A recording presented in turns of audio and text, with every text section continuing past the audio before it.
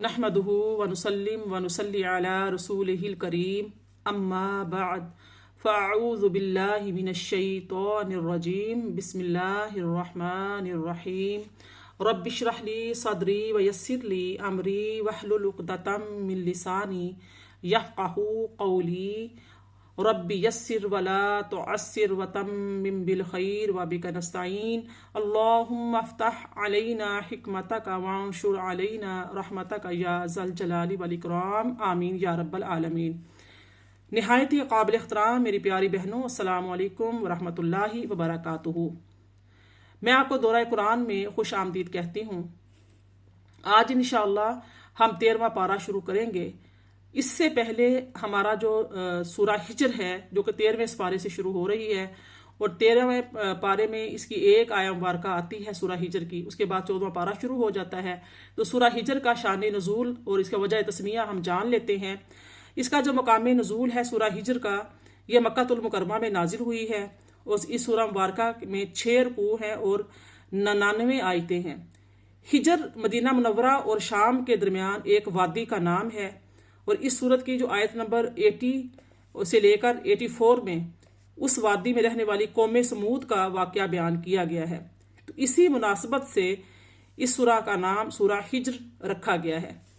इस बारे में हज़रत अब्दुल्लाह बिन उमर रदियल्लाहु ताला अन्हु फरमाते हैं कि नबी करीम सल्लल्लाहु अलैहि वसल्लम ने हिजर वालों के बारे में इरशाद फरमाया, तुम उस अजाब याफ्ता कौम के पास से रोते हुए गुजरो और अगर तुम रो नहीं सकते तो उनके पास ना गुजरो, ताकि कहीं ऐसा ना हो कि तुम पर भी वही अजाब आ जाए जो उन पर नाजिल हुआ था। यानी कि वहाँ पे ऐसी वादी जहाँ पर किसी कौम पर अजाब नाजिल हुआ हो तो वहाँ पर से जब भी गुजरो तो वहाँ पर क्या करें, ये ना कि बैठ खड़े हो जाएं, सेल्फियाँ बनाएं, फोटोज़ बनाएं, ये चीज़ ना करें, बल्कि वहाँ से अल्लाह का खौफ करते हुए, इस्तिगफार करते हुए, रोते हुए, खौफ करते हुए गुजर जाना चाहिए। सूरा हिजर का आगाज़ होता है बिस्मिल्लाहिर रहमानिर रहीम, अल्लाह के नाम से शुरू जो बहुत मेहरबान रहम फरमाने वाला है। अलिफ लाम रा तिल्का आयातुल किताबी व क़ुरआनिम मुबीन, ये किताब रोशन कुरान की आयतें हैं। यह हरूफ मुक़त्तात में से है, एक ही हरफ है। इसकी जो मुराद है वो अल्लाह ताला बेहतर जानता है, उसकी दी हुई अता से आका करीम सल्लल्लाहु अलैहि वसल्लम जानते हैं। 14वां पारा शुरू होता है रुवमा यवद्दुल लज़ीना कफ़रू लौ कानू मुस्लिमीन। तर्जुमा समाअत फरमाएं, कुफार आखिरत में मोमिनों पर अल्लाह की रहमत के मनाजिर देखकर बार बार आरजू करेंगे कि काश वो मुसलमान होते। आप देख लीजिए, हंसते जो कुफार की आरजुओं के वक़्त के बारे में बाद मुफस्सिरीन का कौल है कि नज़ा के वक्त जब हालत मौत होगी, नज़ा का वक़्त तारी होता है, जब फरिश्ते आ जाते हैं रूह कब्ज़ करने के लिए, तो नज़ा के वक्त जब काफिर अजाब देखेगा तो उसे मालूम हो जाएगा कि वो गुमराही पर था। उस वक़्त काफिर ये आरजू करेगा कि काश वो मुसलमान होता, लेकिन उस वक़्त ये आरजू करना कोई फ़ायदा नहीं देगा। हज़रत अबू मूसा अशअरी रदियल्लाहु ताला से रिवायत है कि नबी करीम सल्लल्लाहु अलैहि वसल्लम ने इरशाद फरमाया, जब जहन्नुम वाले जहन्नुम में जमा होंगे और उनके साथ वो मुसलमान भी होंगे जो मशीयत इलाही से वहाँ होंगे, तो कुफार मुसलमानों को यानी कि आर दिलाते हुए कहेंगे, तुम्हारे इस्लाम ने तुमसे कौन सा अजाब दूर कर दिया, तुम भी तो हमारे साथ जहन्नुम में आ गए हो। तो मुसलमान कहेंगे, हमारे गुनाह थे जिनकी वजह से हमारी गिरफ्त की गई है।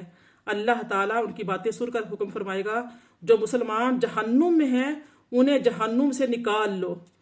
तो चनाचे सब मुसलमानों को जहन्नुम से निकाला जा रहा होगा। तो उस वक़्त कुफार हसरत से ये कहेंगे कि काश हम भी मुसलमान होते, तो जिस तरह इन्हें जहन्नुम से निकाल लिया गया है इस तरह हमें भी जहन्नुम से निकाल लिया जाता। इसके बाद रसूल करीम सल्लल्लाहु अलैहि वसल्लम ने यह आया मुबारका तिलावत फरमाई, अलिफ लाम रा तिल्का आयातुल किताबी व क़ुरआनिम मुबीन रुबमा यवद्दुल लज़ीना कफ़रू लौ कानू मुस्लिमीन। ये किताब और रोशन कुरान की आयतें हैं। काफिर बहुत आरजुएं करेंगे काश के वो मुसलमान होते। तो अल्लाह ताला की ज़ात हमें ऐसे पछतावे से बचाए। अल्हम्दुलिल्लाह, अल्लाह पाक का शुक्र है हम मुसलमान हैं। अल्लाह पाक हमें इस्लाम पर इस्तकामत नसीब फरमाए। نیکسٹ آیا ہمارا دیکھیے آیت نمبر 3 ہے ذرہم یاکلوا ویتمتعوا ویلہہم العمل فسوف یعلمون، آپ غمگین نہ ہوں، انہیں چھوڑ دیجئے، وہ کھاتے پیتے رہیں اور عیش کرتے رہیں اور ان کی جھوٹی امیدیں انہیں آخرت سے غافل رکھیں، پھر وہ عنقریب اپنا انجام دیکھ لیں گے۔ حضرت جابر بن عبداللہ رضی اللہ جو ہے وہ روایت کرتے ہیں کہ حضور اقدس صلی اللہ علیہ وآلہ وسلم نے ارشاد فرمایا، مجھے اپنی امت پر 2 باتوں کا زیادہ خوف ہے۔ پہلی بات تو آپ نے فرمائی کہ وہ خواہشات کی پیروی کریں گے، دوسری بات یہ تھی کہ لمبی امید رکھیں گے۔ اب دیکھیے خواہشات کی پیروی کرنا حق سے روکتا ہے، جو لمبی امیدیں ہوتی ہیں وہ کیا کرتی ہیں، آخرت کو بھلا دیتی ہیں۔ تو یہ دنیا پیٹ پھیر کر چلی جانے والی اور آخرت پیش آنے والی ہے، ان دونوں میں سے ہر ایک کے بیٹے ہیں۔ اگر تمہیں دنیا کے بیٹے نہ بننے کی استطاعت ہو تو دنیا کے بیٹے نہ بننا، کیونکہ تم آج عمل کرنے کی جگہ میں ہو، یہاں حساب نہیں لیکن کل تم حساب دینے کی جگہ میں ہوگے اور وہاں عمل نہیں ہوگا۔ اللہ تعالیٰ سے دعا ہے کہ اللہ تعالیٰ ہمیں لمبی امیدیں رکھنے، محض دنیا کی طلب میں مشغول رہنے سے محفوظ و معمون فرمائے، آمین۔ آیت نمبر 4 اور 5 دیکھیے، وَمَا أَهْلَكْنَا مِن قَرْيَةٍ إِلَّا وَلَهَا كِتَابٌ مَعْلُومٌ مَا تَسْبِقُ مِنْ أُمَّةٍ أَجَلَهَا وَمَا يَسْتَأْخِرُونَ۔ اور ہم نے کوئی بھی بستی ہلاک نہیں کی مگر یہ کہ اس کے لیے ایک معلوم نوشتہ قانون تھا جس کی انہوں نے خلاف ورزی کی اور اپنے انجام کو جا پہنچے۔ کوئی بھی قوم قانون عروج و زوال کی اپنی مقررہ مدت سے نہ آگے بڑھ سکتی ہے اور نہ پیچھے ہٹ سکتی ہے۔ ارشاد ہوتا ہے وَقَالُوا يَا أَيُّهَا الَّذِي نُزِّلَ عَلَيْهِ الذِّكْرُ إِنَّكَ لَمَجْنُونَ، اور کفار گستاخی کرتے ہوئے کہتے ہیں کہ اے وہ شخص جس پر قرآن اتارا گیا ہے، بے شک تم دیوانے ہو، لَوْ مَا تَأْتِينَا بِالْمَلَائِكَةِ إِن كُنتَ مِنَ الصَّادِقِينَ، تم ہمارے پاس فرشتوں کو کیوں نہیں لے آتے اگر تم سچے ہو۔ مَا نُنَزِّلُ الْمَلَائِكَةَ إِلَّا بِالْحَقِّ وَمَا كَانُوا إِذًا مُنظَرِينَ، ہم فرشتوں کو نہیں اتارا کرتے مگر فیصلے حق کے ساتھ، یعنی جب عذاب کی گھڑی آ پہنچے تو اس کے نفاذ کے لیے اتارتے ہیں اور اس وقت انہیں مہلت بھی نہیں دی جاتی۔ فرمایا اِنَّا نَحْنُ نَزَّلْنَا الذِّكْرَ وَإِنَّا لَهُ لَحَافِظُونَ، اور بے شک ہم یہ ذکر ہے، ذکر عظیم قرآن کریم ہم نے ہی اتارا ہے اور یقیناً ہم ہی اس کی حفاظت کرنے والے ہیں۔ سبحان اللہ۔ ارشاد ہوتا ہے آیت نمبر 10، 11، 12 اور 13 دیکھیے، وَلَقَدْ أَرْسَلْنَا مِن قَبْلِكَ فِي شِيَعِ الْأَوَّلِينَ وَمَا يَأْتِيهِم مِّن رَّسُولٍ إِلَّا كَانُوا بِهِ يَسْتَهْزِئُونَ كَذَلِكَ نَسْلُكُهُ فِي قُلُوبِ الْمُجْرِمِينَ لَا يُؤْمِنُونَ بِهِ وَقَدْ خَلَتْ سُنَّةُ الْأَوَّلِينَ۔ فرمایا کہ اور بے شک ہم نے آپ سے قبل پہلی امتوں میں بھی رسول بھیجے تھے اور ان کے پاس کوئی رسول نہیں آتا تھا مگر یہ کہ وہ اس کے ساتھ مذاق کیا کرتے تھے۔ اسی طرح ہم اس کو استہزاء کو مجرموں کے دلوں میں داخل کر دیتے ہیں جو مذاق بناتے ہیں۔ یہ لوگ اس قرآن پر ایمان نہیں لائیں گے اور بے شک پہلوؤں کے یہی روشن جو ہے نا پہلوؤں کی یہی روش گزر چکی ہے۔ اللہ اکبر۔ یہ کیا کریں گے؟ یہ ایمان نہیں لائیں گے کیونکہ ان کے جو پہلے تھے ان کی بھی یہی روش تھی۔ آگے دیکھ لیجئے آیت نمبر 15 ہے، وَلَوْ فَتَحْنَا عَلَيْهِمْ بَابًا مِّنَ السَّمَاءِ فَظَلُّوا فِيهِ يَعْرُجُونَ لَقَالُوا إِنَّمَا سُكِّرَتْ أَبْصَارُنَا بَلْ نَحْنُ قَوْمٌ مَّسْحُورُونَ۔ فرمایا یہاں پہ رکوع مکمل ہو رہا ہے، تب بھی یہ لوگ یقیناً کہیں گے کہ ہماری آنکھیں کسی ہیلا و فریب کے ذریعے باندھ دی گئی تھیں بلکہ ہم لوگوں پر جادو کر دیا گیا۔ وَلَقَدْ جَعَلْنَا فِي السَّمَاءِ بُرُوجًا وَزَيَّنَّاهَا لِلنَّاظِرِينَ، اور بے شک ہم نے آسمان میں کہکشاؤں کی صورت میں ستاروں کی حفاظت کے لیے قلعے بنائے اور ہم نے اس خلائی کائنات کو دیکھنے والوں کے لیے آراستہ کر دیا۔ سبحان اللہ۔ وَحَفِظْنَاهَا مِن كُلِّ شَيْطَانٍ رَجِيمٍ، اور ہم نے اس آسمانی کائنات کے نظام کو ہر مردود شیطان یعنی ہر سرکش قوت کے شر انگیز عمل سے محفوظ کر دیا۔ حضرت عبداللہ بن عباس رضی اللہ تعالیٰ عنہما فرماتے ہیں کہ شیاطین آسمانوں میں داخل ہوتے تھے اور وہاں کی خبریں کاہنوں کے پاس لاتے تھے۔ جب حضرت عیسیٰ علیہ السلام پیدا ہوئے تو شیاطین 3 آسمانوں سے روک دیے گئے اور جب نبی کریم صلی اللہ علیہ وآلہ وسلم کی ولادت ہوئی تو تمام آسمانوں سے منع کر دیے گئے۔ اس کے بعد ان میں جب سے کوئی باتیں چوری کرنے والے کے ارادے سے اوپر چڑھتا ہے تو اسے شہاب کے ذریعے مارا جاتا ہے۔ تو شیطانوں نے یہ صورتحال ابلیس کے سامنے بیان کی تو اس نے کہا ضرور کوئی نئی بات ہوئی ہے۔ پھر ابلیس نے شیطانوں کو معلومات کرنے کے لیے بھیجا تو ایک جگہ انہوں نے دیکھا کہ رسول کریم صلی اللہ علیہ وآلہ وسلم قرآن پاک کی تلاوت فرما رہے ہیں۔ یہ دیکھ کر وہ بول اٹھے کہ خدا کی قسم یہی وہ نئی بات ہوئی ہے، الا من استرق السمع فاتبعه شهاب مبین، مگر جو کوئی بھی چوری چھپے سننے کے لیے آگ گھسا تو اس کے پیچھے ایک جلتا چمکتا شہاب جو ہے وہ ہو جاتا ہے۔ والارض مددناها والقینا فیها رواسy وانبتنا فیها من کل شیء موزون، اور زمین کو ہم نے گولائی کے باوجود پھیلا دیا اور ہم نے اس میں مختلف مادوں کو باہم ملا کر مضبوط پہاڑ بنا دیے، اور ہم نے اس میں ہر جنس کو مطلوبہ توازن کے مطابق نشو نما دی۔ وَجَعَلْنَا لَكُمْ فِيهَا مَعَایِشَ وَمَن لَّسْتُمْ لَهُ بِرَازِقِینَ، اور ہم نے اس میں تمہارے لیے اسباب معیشت پیدا کیے اور ان انسانوں، جانوروں اور پرندوں کے لیے بھی جنہیں تم رزق مہیا نہیں کرتے۔ وَإِن مِّن شَيْءٍ إِلَّا عِندَنَا خَزَائِنُهُ وَمَا نُنَزِّلُهُ إِلَّا بِقَدَرٍ مَّعْلُومٍ، اور کائنات کی کوئی بھی چیز ایسی نہیں ہے مگر یہ کہ ہمارے پاس اس کے خزانے ہیں اور ہم اسے صرف معین مقدار کے مطابق ہی اتارتے رہتے ہیں۔ وَأَرْسَلْنَا الرِّيَاحَ لَوَاقِعَ فَأَنزَلْنَا مِنَ السَّمَاءِ مَاءً فَأَسْقَيْنَاكُمُوهُ وَمَا أَنْتُمْ لَهُ بِخَازِنِينَ، اور ہم ہواؤں کو بادلوں کا بوجھ اٹھائے ہوئے بھیجتے ہیں، پھر ہم آسمان کی جانب سے پانی اتارتے ہیں، پھر ہم اسے تم ہی کو پلاتے ہیں اور تم اس کے خزانے رکھنے والے نہیں ہو۔ وَإِنَّا لَنَحْنُ نُحْيِي وَنُمِيتُ وَنَحْنُ الْوَارِثُونَ، اور بے شک ہم ہی جلاتے اور مارتے ہیں اور ہم ہی سب کے وارث و مالک ہیں۔ وَلَقَدْ عَلِمْنَا الْمُسْتَقْدِمِينَ مِنْكُمْ وَلَقَدْ عَلِمْنَا الْمُسْتَأْخِرِينَ، اور بے شک ہم ان کو بھی جانتے ہیں تم سے پہلے گزر چکے، اور بے شک ہم بعد میں آنے والوں کو بھی جانتے ہیں۔ وَإِنَّ رَبَّكَ هُوَ يَحْشُرُهُمْ إِنَّهُ حَكِيمٌ عَلِيمٌ، اور بے شک آپ کا رب ہی تو انہیں روز قیامت جمع فرمائے گا، بے شک وہ بڑی حکمت والا خوب جاننے والا ہے۔ یہاں پر سورہ ہجر کے 2 رکوع مکمل ہو رہے ہیں اور ساتھ ہی 25 آیتیں مکمل ہوئیں۔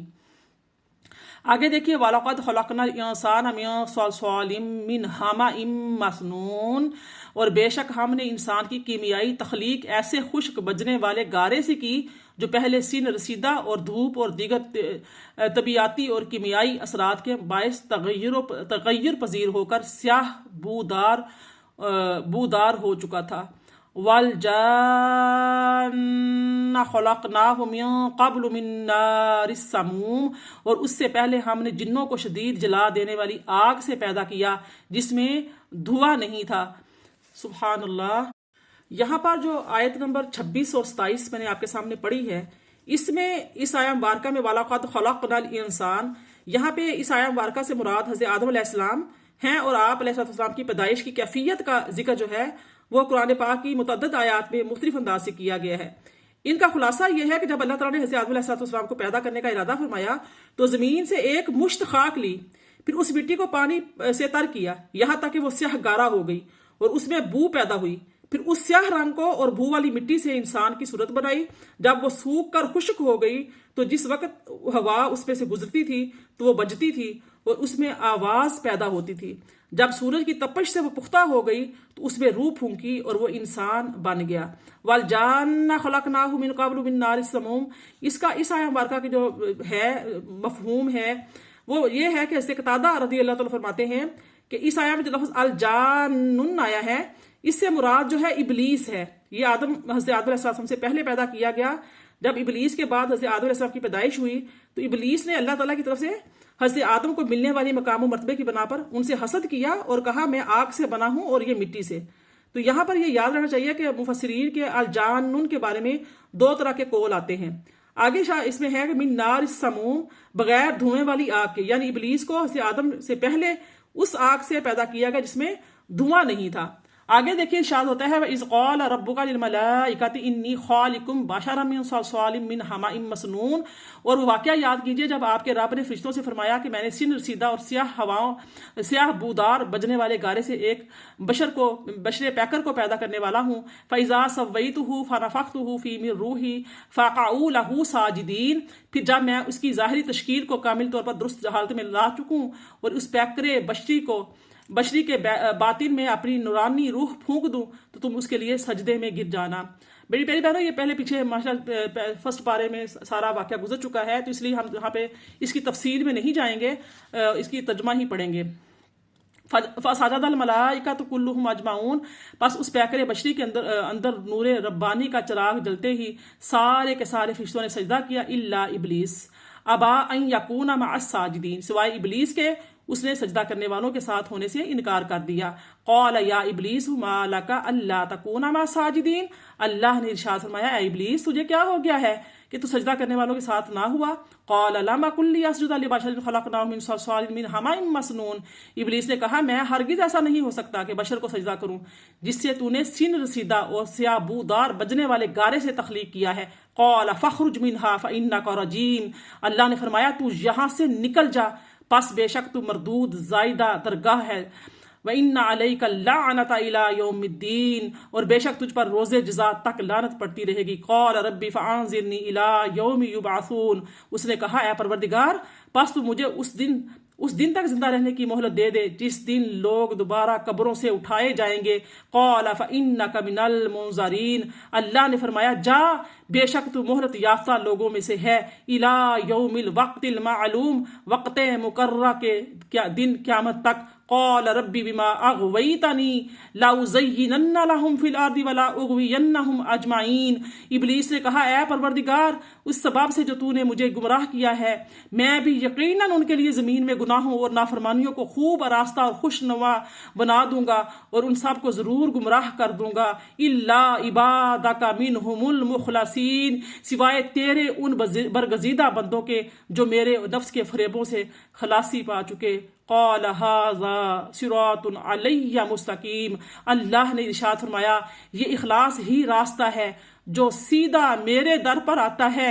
ان عبادی لیس لک علیہم سلطان الا من اتبعک من الغاوین، بے شک میرے اخلاص یافتہ بندوں پر تیرا کوئی زور نہیں چلے گا سوائے ان بھٹکے ہوں کے جنہوں نے تیری راہ اختیار کی۔ وَإِنَّ جَهَنَّمَ لَمَوْعِدُهُمْ أَجْمَعِينَ، اور بے شک ان سب کے لیے وعدے کی جگہ جہنم ہے۔ لَهَا سَبْعَةُ أَبْوَابٍ لِكُلِّ بَابٍ مِّنْهُمْ جُزْءٌ مَّقْسُومٌ، جس کے 7 دروازے ہیں، ہر دروازے کے لیے ان میں سے الگ الگ حصہ مخصوص کیا گیا ہے۔ یہاں پہ 44 آیتیں اور 3 رکوع جو ہیں اس کے مکمل ہو رہے ہیں۔ پیاری بہنوں یہاں پر جو 44 آیت میں جہاں پہ رکوع مکمل ہوا ہے، جو فرمایا اللہ پاک نے لہا سبعۃ ابواب لکل باب منہم جزء مقسوم، اس کے بارے میں فرمایا گیا ہے کہ 7 جہنم کے 7 طبقے ہیں، ان طبقات کو دراکات بھی کہتے ہیں، دال را زبر کے ساتھ ہے، دراکات کہتے ہیں، اور ہر طبقے کا ایک دروازہ ہے۔ پہلا طبقہ جہنم، دوسرا طبقہ لظا، تیسرا طبقہ حطامہ، چوتھا طبقہ سعیر، 5واں طبقہ سقر، چھٹا جو طبقہ ہے اس کا وہ ہے جہیم، 7واں طبقہ ہاویہ۔ لکل باب، ہر دروازے کے لیے، یعنی کہ اس آیا کا معنی ہوا کہ اللہ تعالیٰ نے ابلیس کی پیروی کرنے والوں کو 7 حصوں میں تقسیم فرما دیا ہے، ان میں سے ہر ایک کے لیے جہنم کا ایک طبقہ معین ہے۔ اس کی وجہ یہ ہے کہ کفر کے مراتب چونکہ مختلف ہیں اس لیے جہنم میں بھی ان کے مرتبے مختلف ہوں گے۔ آگے دیکھیے آیت نمبر 46، ان المتقین فی جنات وعیون ادخلوها بسلام آمین، 45 اور 46، بے شک متقی لوگ باغوں اور چشموں میں رہیں گے، ان سے کہا جائے گا ان میں سلامتی کے ساتھ بے خوف ہو کر داخل ہو جاؤ۔ سبحان اللہ، یعنی کہ اس سے مراد وہ لوگ ہیں جو کفر و شرک سے باز رہے اور ایمان لائے، اگرچہ گناہ گار ہوں گے۔ گناہ گار مومنین کا معاملہ اللہ تعالیٰ کی مشیت پر موقوف ہے، وہ چاہے تو انہیں ایک مدت تک عذاب میں مبتلا کر دے، پھر اپنے حبیب صلی اللہ علیہ وآلہ وسلم کی شفاعت کے صدقے انہیں معاف فرما دے، اور اگر چاہے تو انہیں عذاب ہی دے۔ فرمایا ادخلوها، ان میں داخل ہو جاؤ، اس کے بارے میں یہ قول آتا ہے کہ جب اللہ تعالیٰ سے ڈرنے والے جنت کے دروازوں پر پہنچیں گے تو ان سے کہا جائے گا کہ تم داخل ہو جاؤ۔ دوسرا قول یہ آتا ہے کہ جب جنتی جنت میں ایک جگہ سے دوسری جنت کی طرف متوجہ ہوں گے تو فرشتوں کی زبانی ان سے کہا جائے گا تم سلامتی اور امن و امان کے ساتھ جنت میں داخل ہو جاؤ، نہ یہاں سے نکالے جاؤ گے، نہ تمہیں یہاں موت آئے گی، نہ تم پر کوئی آفت اور رونما ہوگی، نہ یہاں کوئی خوف اور پریشانی ہوگی۔ آگے دیکھ لیجئے آیت نمبر 47 اور 48، وَنَزَعْنَا مَا فِي صُدُورِهِم مِّن غِلٍّ إِخْوَانًا عَلَىٰ سُرُرٍ مُّتَقَابِلِينَ لَا يَمَسُّهُمْ فِيهَا نَصَبٌ وَمَا هُمْ مِنْهَا بِمُخْرَجِينَ۔ سبحان اللہ۔ فرمایا اور ہم وہ ساری قدورت باہر کھینچ لیں گے جو دنیا میں ان کے سینوں میں مغالطہ کے باعث ایک دوسرے سے تھی۔ وہ جنت میں بھائی بھائی بن کر آمنے سامنے بیٹھے ہوں گے، انہیں وہاں کوئی تکلیف نہ پہنچے گی اور نہ ہی وہ وہاں سے نکالے جائیں گے۔ سبحان اللہ۔ یعنی دنیا میں اگر ڈرنے والوں میں سے کسی کے دل میں ایک دوسرے کے بارے میں کچھ کینہ ہوگا تو جنت میں داخل ہونے سے پہلے اللہ تعالیٰ ان کے دلوں سے نکال دے گا اور ان کے نفوس کو بغض، حسد، اناد اور عداوت وغیرہ سے مذموم خصلتوں سے پاک کر دے گا، اور ایک دوسرے کے ساتھ محبت کرنے اور میل جول رکھنے میں اس طرح ہوں گے جیسے سگے بھائی ہوتے ہیں۔ فرمایا اعلیٰ سرور متقابلین، وہ آمنے سامنے تختوں پر بیٹھے ہوں گے۔ سبحان اللہ۔ اللہ پاک ہمارا بھی شمار ایسے لوگوں میں کرے، ہمارے اعمال اچھے ہو جائیں۔ اس کا ایک تو یہ واضح مفہوم یہ ہے کہ وہ ایک دوسرے کے ساتھ جنت میں تختوں پر بیٹھے ہوں گے اور مجلس کا لطف اٹھائیں گے۔ اور ایک مفہوم یہ بھی آتا ہے کہ جب جنتی ایک جگہ جمع ہو کر ایک دوسرے سے ملاقات کریں گے اور فارغ ہونے کے بعد واپس لوٹنے کا ارادہ کریں گے تو ان میں سے ہر ایک کا تخت اس طرح گھوم جائے گا کہ اس پر سواری جنتی کا چہرہ اپنے ساتھی کے چہرے کے سامنے ہوگا اور اس کی پشت اس طرف ہوگی جدھر تخت اسے لے کر جا رہا ہوگا۔ اس میں انسیت اور تعظیم زیادہ پائی جاتی ہے۔ ارشاد ہوتا ہے آیت نمبر 49 اور 50 دیکھیے، نبی عبادی انی انا الغفور الرحیم وان عذابی هو العذاب العلیم۔ سبحان اللہ۔ فرمایا اے حبیب صلی اللہ علیہ وسلم، آپ میرے بندوں کو بتا دیجئے کہ میں ہی بے شک بڑا بخشنے والا نہایت مہربان ہوں، اور اس بات سے بھی آگاہ کر دیجئے کہ میرا ہی عذاب بڑا دردناک ہے۔ اللہ دیکھیے اس آیت کے، اور جو اس آیت سے بعد والی آیت ہے، اس میں اللہ تعالیٰ کی طرف سے لوگوں کو گناہ سے خبردار کرنے سے ڈرایا گیا ہے، اور جو گناہ ہو چکے ہیں ان سے توبہ کرنے کا حکم دیا جا رہا ہے۔ ان آیتوں، دونوں آیتوں میں نے آپ سے پڑھی ہیں آپ کے سامنے، اس کا خلاصہ یہ آتا ہے کہ اللہ تعالیٰ ارشاد فرما رہا ہے کہ اے حبیب آپ میرے بندوں کو بتا دیں کہ جب وہ اپنے گناہوں سے توبہ کر لیں تو میں ہی ان کے گناہوں پر پردہ ڈال کر ان کے گناہوں کے سبب ہونے والی رسوائی اور عذاب سے انہیں بچاتا ہوں، اور وہ گناہوں سے توبہ کرنے کے بعد انہیں عذاب نہیں دوں گا، میں ان پر رحم فرماتا ہوں۔ میرے بندوں کو یہ بھی بتا دیں کہ میرے عذاب ان کے لیے ہیں جو اپنے گناہوں پر قائم رہتے ہیں اور ان سے توبہ نہیں کرتے، تو میرا عذاب اتنا دردناک ہے کہ اس جیسا کوئی دردناک عذاب نہیں ہے۔ اس آیہ میں یہ معلوم ہو رہا ہے کہ بندوں کو امید اور خوف کے درمیان رہنا چاہیے۔ اللہ تعالیٰ کی رحمت کی وسعت دیکھ کر جو گناہوں پر بے باک نہیں ہونا چاہیے، اللہ تعالیٰ کے عذاب کی شدت دیکھ کر اس کی رحمت سے مایوس ہو جائے، یہ بھی صحیح نہیں ہے۔ صحیح بخاری میں حضرت ابو ہریرہ رضی اللہ تعالیٰ سے روایت ہے کہ حضور پر نور صلی اللہ علیہ وسلم نے ارشاد فرمایا کہ جس روز اللہ تعالیٰ نے رحمت کو پیدا فرمایا تو اس کے 100 حصے کیے اور 99 حصے اپنے پاس رکھ کر حصہ مخلوق کے لیے بھیج دیا۔ ایک جو حصہ تھا وہ مخلوق کے لیے بھیجا ہے۔ اگر کافر بھی یہ جان لے کہ اللہ تعالیٰ کے پاس کتنی رحمت ہے تو وہ بھی جنت سے مایوس نہ ہو، اور اگر مومن یہ جان جائے کہ اس کے پاس کتنا عذاب ہے تو وہ جہنم سے بھی کبھی بھی بے خوف نہیں ہوتا۔ تو صحیح مسلم میں حضرت ابو ہریرہ سے روایت ہے کہ آپ فرماتے ہیں کہ اگر مومن جان لیتا کہ اللہ تعالیٰ کے پاس کتنا عذاب ہے تو کوئی بھی اس کی جنت کی امید نہ رکھتا، اور اگر کافر جان لیتا کہ اللہ تعالیٰ کے پاس کتنی رحمت ہے تو اس کی جنت سے کوئی بھی نا امید نہیں ہوتا۔ تو میری پیاری بہنوں، حضرت عمر فاروق رضی اللہ تعالیٰ جو ہیں وہ فرماتے ہیں کہ اگر آسمان سے کوئی اعلان کرنے والا یہ اعلان کرے کہ اے لوگو تم سب کے لیے جنت میں داخل ہو جاؤ گے لیکن ایک شخص جنت میں داخل نہیں ہوگا، تو میں اس بات سے ضرور ڈروں گا کہ کہیں وہ شخص میں ہی نہ ہوں۔ اور اگر اعلان کرنے والا یہ کہے کہ اے لوگو تم سب جہنم میں جاؤ گے البتہ ایک شخص جہنم میں نہیں جائے گا، تو میں یہ ضرور امید رکھوں گا کہ وہ شخص میں ہی ہوں۔ یعنی کہ آپ خوف کا اور امید کا عالم بتا رہے ہیں کہ امید جو ہے وہ یہ ہے کہ اگر جنت میں جانے والا ایک بندہ ہو تو میں امید رکھوں گا کہ میں ہی ہوں. اگر جہنم کے بارے میں بتا دیا جائے تو مجھے خوف یہ ہوگا، میرا خوف کا عالم، کہ میں کہوں گا کہ جہنم میں جانے والا بھی میں ہی ہوں. بے شک آگے دیکھیے، وَنَبِّئِهُمْ عَنْ ضَيْفِ إِبْرَاهِيمَ، اور انہیں ابراہیم علیہ السلام کے مہمانوں کی خبر بھی سنائیں. اِذْ دَخَلُوا عَلَيْهِ فَقَالُوا سَلَامًا قَالَ إِنَّا مِنْكُمْ وَجِلُونَ، جب ابراہیم علیہ السلام کے پاس آئے تو انہوں نے آپ کو سلام کہا. ابراہیم علیہ السلام نے کہا کہ ہم آپ سے کچھ ڈر محسوس کر رہے ہیں. قَالُوا لَا تَوْجَلْ إِنَّا نُبَشِّرُكَ بِغُلَامٍ عَلِيمٍ، مہمان فرشتوں نے کہا آپ خائف نہ ہو، ہم آپ کو ایک دانشمند لڑکے کی پیدائش کی خوشخبری سناتے ہیں. قَالَ أَبَشَّرْتُمُونِي عَلَىٰ أَن مَّسَّنِيَ الْكِبَرُ فَبِمَا تُبَشِّرُونَ، ابراہیم علیہ السلام نے کہا تم مجھے اس حال میں خوشخبری سنا رہے ہو جبکہ مجھے بڑھاپا لاحق ہو چکا ہے، سو آپ تم کسی چیز کی خوشخبری سناتے ہو. قَالُوا بَشَّرْنَاكَ بِالْحَقِّ فَلَا تَكُن مِّنَ الْقَانِطِينَ، انہوں نے کہا ہم آپ کو سچی بشارت دے رہے ہیں سو آپ نا امید نہ ہوں. میری پیاری بہنوں، یہ سارا ہم نے کل بھی سورہ ابراہیم میں آپ کی پیدائش کے وقت پڑھا ہے کہ کب آپ کے پاس اولاد کی پیدائش ہوئی، آپ کی عمر کتنی تھی، کل کی ہم بیان کر چکے ہیں. قَالَ مَا يَقْنَطُ مِن رَحْمَتِ رَبِّهِ إِلَّا الضَّالُّونَ، ابراہیم علیہ السلام نے کہا اپنے رب کی رحمت سے گمراہوں کے سوا اور کون مایوس ہو سکتا ہے، یعنی کہ مایوسی کون کرتا ہے، یعنی کہ جو نا امید کون ہوتا ہے، جو گمراہ ہوتے ہیں.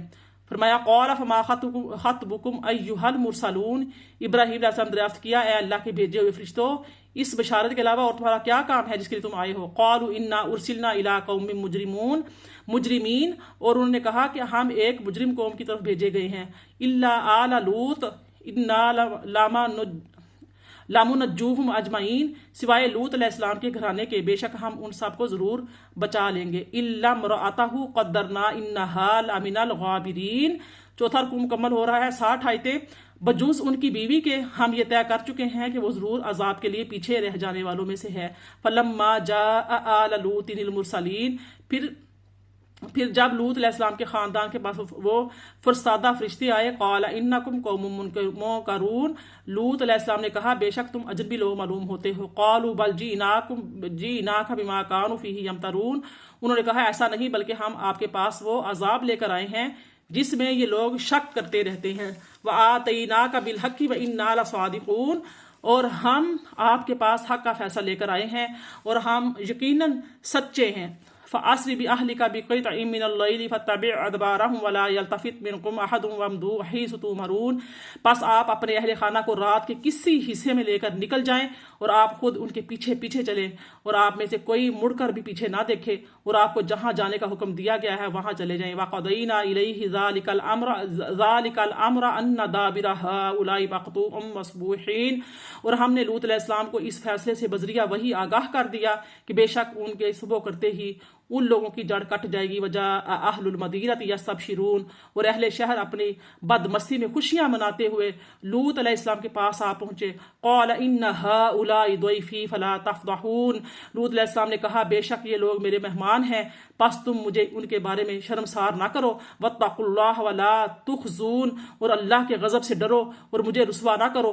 قالوا اولم ننهک عن العالمین، وہ بدمست لوگ بولے اے لوط کیا ہم نے تمہیں دنیا بھر کے لوگوں کی حمایت سے منع نہیں کیا تھا. قال هؤلاء بناتی ان کنتم فاعلین، لوط علیہ السلام نے کہا یہ میری قوم کی بیٹیاں ہیں، اگر تم کچھ کرنا چاہتے ہو تو بجائے بدکاری کے ان سے نکاح کر لو. لعمرک انہم لفی سکرتہم یعمہون، اے حبیب مکرم صلی اللہ علیہ وآلہ وسلم آپ کی عمر مبارک کی قسم بے شک یہ لوگ بھی قوم لوط کی طرح اپنی بدمستی میں سرگرداں پھر رہے تھے. فَأَخَذَتْهُمُ الصَّيْحَةُ مُشْرِقِينَ، پس انہیں طلوع آفتاب کے ساتھ ایک آتشیں کڑک نے آ لیا. فَجَعَلْنَا عَالِيَهَا سَافِلَهَا وَأَمْطَرْنَا عَلَيْهِمْ حِجَارَةً مِّن سِجِّيلٍ، سو ہم نے ان کی بستی کو زیر و زبر کر دیا اور ہم نے ان پر پتھر کی طرح سخت مٹی کے کنکر برسائے. إِنَّ فِي ذَلِكَ لَآيَاتٍ لِّلْمُتَوَسِّمِينَ، بے شک اس واقعے میں اہل فراست کے لیے نشانیاں ہیں. وَإِنَّا وَإِنَّهَا لَبِسَبِيلٍ مُقِيمٍ، اور بے شک وہ ہستی ایک آباد راستے پر واقع ہے.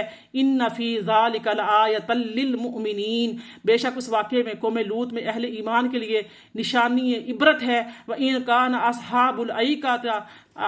اصحاب الایکۃ لظالمون، اور بے شک باشندگان ایکا یعنی گھڑی جھاڑیوں کے رہنے والے بھی بڑے ظالم تھے. فانتقمنا منہم وانہما لبإمام مبین، پس ہم نے ان سے بھی انتقام لیا اور یہ دونوں بستیاں کھلے راستے پر موجود ہیں. یہاں پر 5 رکوع سورہ ہجر کے مکمل ہوئے اور 79 آیتیں مکمل ہوئیں. پیاری بہنوں، یہاں پر جو 78 اور 79 جو آیا مبارکہ ہے، اس میں جو یعنی کہ ایکا وادی کا ذکر آیا ہے، اصحاب الایکہ تھی، تو اس سے مراد حضرت شعیب علیہ السلام کی قوم ہے. ایکا جھاڑی کو کہتے ہیں. ان لوگوں کا شہر چونکہ سرسبز جنگلوں اور مرغزار کے درمیان تھا، تو اس لیے انہیں جھاڑی والا فرمایا گیا ہے. اللہ تعالیٰ نے حضرت شعیب علیہ السلام کو ان پر رسول بنا کر بھیجا تھا، اور ان لوگوں نے نافرمانی کی. حضرت شعیب علیہ السلام کو اللہ تعالیٰ نے انہیں ہلاک کر دیا، یعنی کہ جو نافرمان قوم تھی. تو حضرت شعیب علیہ السلام کو جھٹلایا تھا، تو اللہ تعالیٰ نے ان کو کیا کیا؟ ہلاک کیا. تو یعنی فرمایا کہ فانتقمنا منہم، یعنی کہ ہم عذاب بھیج کر انہیں ہلاک کیا ہے. اور بے شک قوم لوط کے اور اصحاب ایکا کے شہر صاف راستے پر ہیں، جہاں سے آدمی گزرتے اور دیکھتے ہیں. تو اہل مکہ، تم انہیں دیکھ کر کیوں عبرت حاصل نہیں کرتے؟ آیت نمبر 80 دیکھیے، 80 سے لے کر 84 تک. وَلَقَدْ كَذَّبَ أَصْحَابُ الْحِجْرِ الْمُرْسَلِينَ وَآتَيْنَاهُمْ آيَاتِنَا فَكَانُوا عَنْهَا مُعْرِضِينَ وَكَانُوا يَنْحِتُونَ مِنَ الْجِبَالِ بُيُوتًا آمِنِينَ فَأَخَذَتْهُمُ الصَّيْحَةُ مُصْبِحِينَ فَمَا أَغْنَىٰ عَنْهُمْ مَا كَانُوا يَكْسِبُونَ.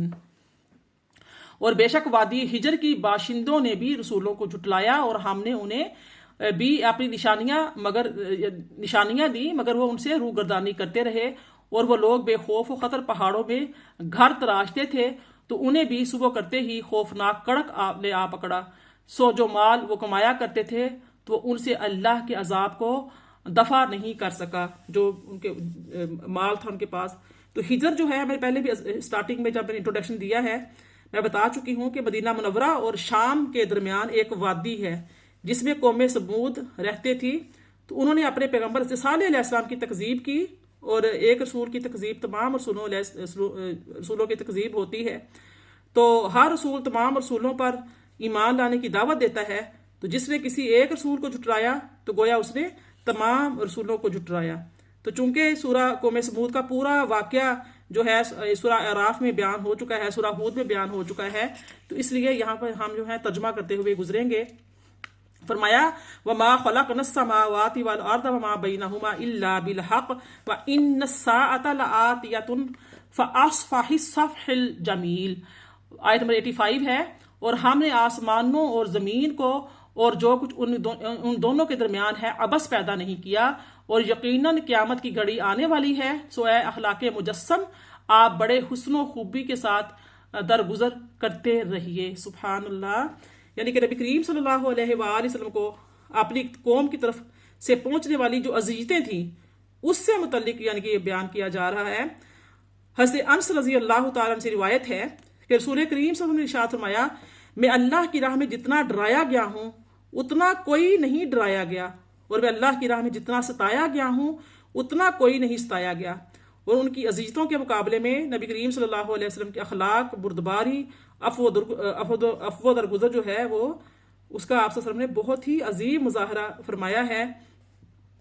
علامہ عبد المصطفیٰ اعظمی رحمۃ اللہ تعالی علیہ فرماتے ہیں کہ اس خطاب کے بعد جو آپ نے فتح مکہ کے موقع پر مسلمانوں اور کفار کے مجمع سے فرمایا تھا، تو شہنشاہ کونین صلی اللہ علیہ وسلم نے اس ہزاروں کے مجمع میں ایک گہری نگاہ ڈالی تو دیکھا کہ سر جھکائے نگاہیں نیچی کیے ہوئے لرزاں اور ترساں اشراف قریش کھڑے ہوئے ہیں. ان ظالموں اور جفاکاروں میں وہ لوگ بھی تھے جنہوں نے آپ صلی اللہ علیہ وسلم کے راستوں میں کانٹے بچھائے تھے. اس میں وہ لوگ بھی تھے بارہا بار آپ پر پتھروں کی بارش کر چکے تھے. وہ خون خوار بھی تھے جنہوں نے بار بار آپ پر قاتلانہ حملے کیے تھے. وہ بے رحم بے درد بھی تھے جنہوں نے آپ کے دندان مبارک کو شہید کیا تھا، آپ کے چہرے انور کو لہو لہان کر ڈالا تھا. وہ اباش بھی تھے جو برسا برس تک اپنی بہتان تراشیوں اور شرمناک گالیوں سے آپ صلی اللہ علیہ وآلہ وسلم کے قلب مبارک کو زخمی کر چکے تھے۔ اس میں وہ صفاق اور درندہ صفت بھی تھے جو آپ کے گلے میں چادر کا پھندا ڈال کر آپ کا گلا گھونٹ چکے تھے۔ وہ ظلم و ستم کے مجسمے اور پاپ کے پتلے بھی تھے جنہوں نے آپ کی صاحبزادی حضرت زینب رضی اللہ تعالیٰ عنہ کو نیزہ مار کر اونٹ سے گرا دیا تھا اور ان کا حمل ساکت ہو گیا تھا۔ وہ آپ کے خون کے پیاسے بھی تھے جن کی تشنا لبی سے اور پیاس سے اور خون نبوت کے سوا کسی چیز سے نہیں بجھ سکتی تھی۔ وہ جفاکار خون خوار بھی تھے جن کے جارحانہ حملوں اور ظالمانہ یلغار سے بار بار مدینہ منورہ کی در و دیوار ہل چکے تھے۔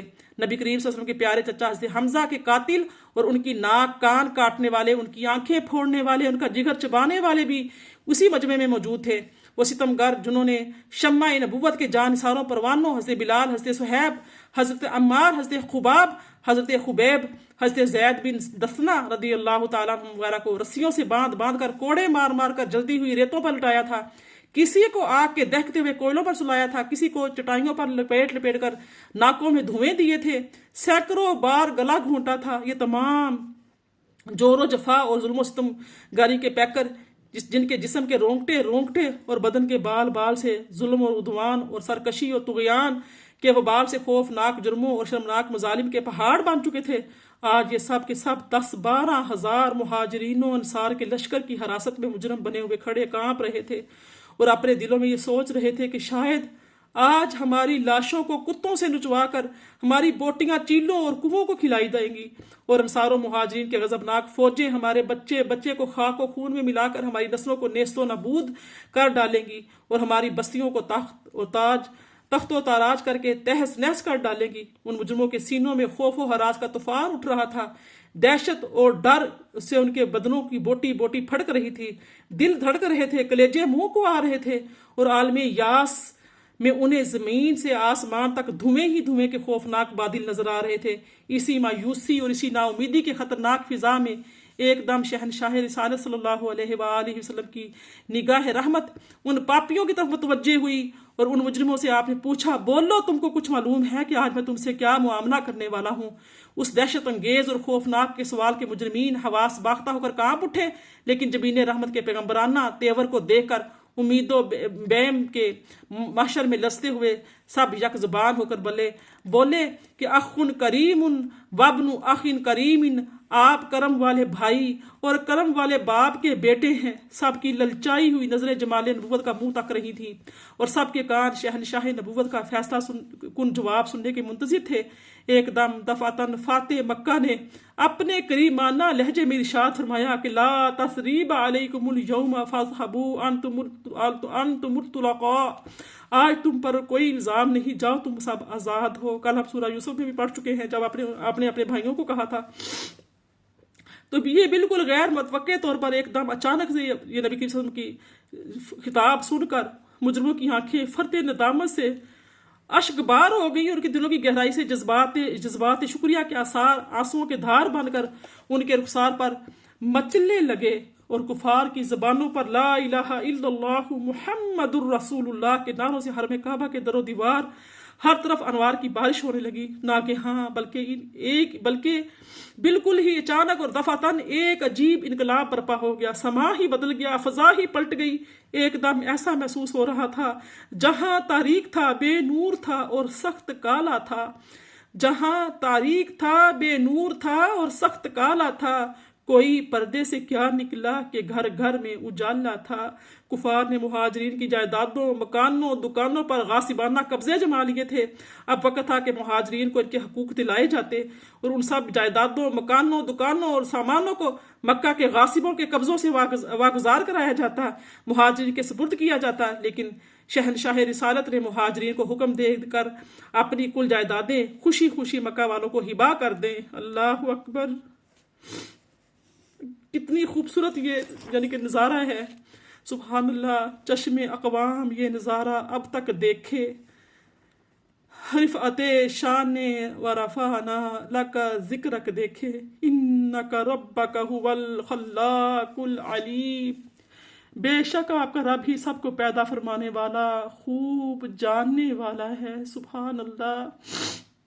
یہاں 86 آئے تھے وَلَقَدْ آتَيْنَاكَ سَبْعًا مِّنَ الْمَثَانِي وَالْقُرْآنِ الْعَظِيمِ، اور بے شک ہم نے آپ کو بار بار دہرائے جانے والی 7 آیتیں یعنی سورہ فاتحہ اور بڑی عظمت والی قرآن عطا فرمایا ہے۔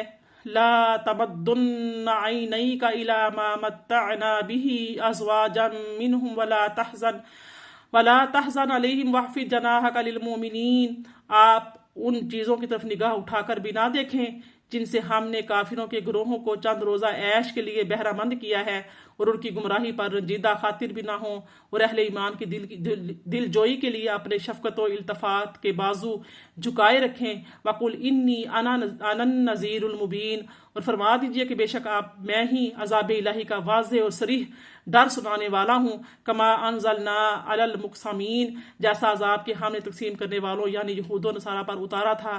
الذین جعلوا القرآن عضین، جنہوں نے قرآن کو ٹکڑے ٹکڑے کر کے تقسیم کر ڈالا، یعنی موافق آیتوں کو مان لیا اور غیر موافق کو نہ مانا۔ فَوَرَبِّكَ لَنَسْأَلَنَّهُمْ أَجْمَعِينَ، سو آپ کے رب کی قسم ہم ان سب سے ضرور پرسش کریں گے۔ عَمَّا كَانُوا يَعْمَلُونَ، ان اعمال سے متعلق جو وہ کرتے رہے ہیں۔ آیت نمبر 94 فَاصْدَعْ بِمَا تُؤْمَرُ وَأَعْرِضْ عَنِ الْمُشْرِكِينَ، بس آپ وہ باتیں اعلانیہ کہہ ڈالیں جن کا آپ کو حکم دیا گیا ہے، اور آپ مشرکوں سے منہ پھیر لیجئے۔ اِنَّا كَفَيْنَاكَ الْمُسْتَهْزِئِينَ، بے شک مذاق کرنے والوں کو انجام تک پہنچانے کے لیے ہم آپ کو کافی ہیں۔ الَّذِينَ يَجْعَلُونَ مَعَ اللَّهِ إِلَٰهًا آخَرَ فَسَوْفَ يَعْلَمُونَ، جو اللہ کے ساتھ دوسرا معبود بناتے ہیں سو ان قریب اپنا انجام جان لیں گے۔ وَلَقَدْ نَعْلَمُ أَنَّكَ يَضِيقُ صَدْرُكَ بِمَا يَقُولُونَ، اور بے شک ہم جانتے ہیں کہ آپ کا سینہ اقدس ان باتوں سے تنگ ہوتا ہے جو وہ کہتے ہیں۔ فَسَبِّحْ بِحَمْدِ رَبِّكَ وَكُن مِّنَ السَّاجِدِينَ، سو آپ حمد کے ساتھ اپنے رب کی تسبیح کیا کریں اور سجود کرنے والوں میں شامل رہا کریں۔ وَاعْبُدْ رَبَّكَ حَتَّى يَأْتِيَكَ الْيَقِينُ، اور اپنے رب کی عبادت کرتے رہیں یہاں تک کہ آپ کو آپ کی شان کے لائق مقام میں یقین مل جائے، یعنی انشرح کامل نصیب ہو جائے، یا یہ لمحہ وصال حق جو ہے وہ نصیب ہو جائے۔ یہاں سے ہماری سورہ النحل شروع ہوتی ہے۔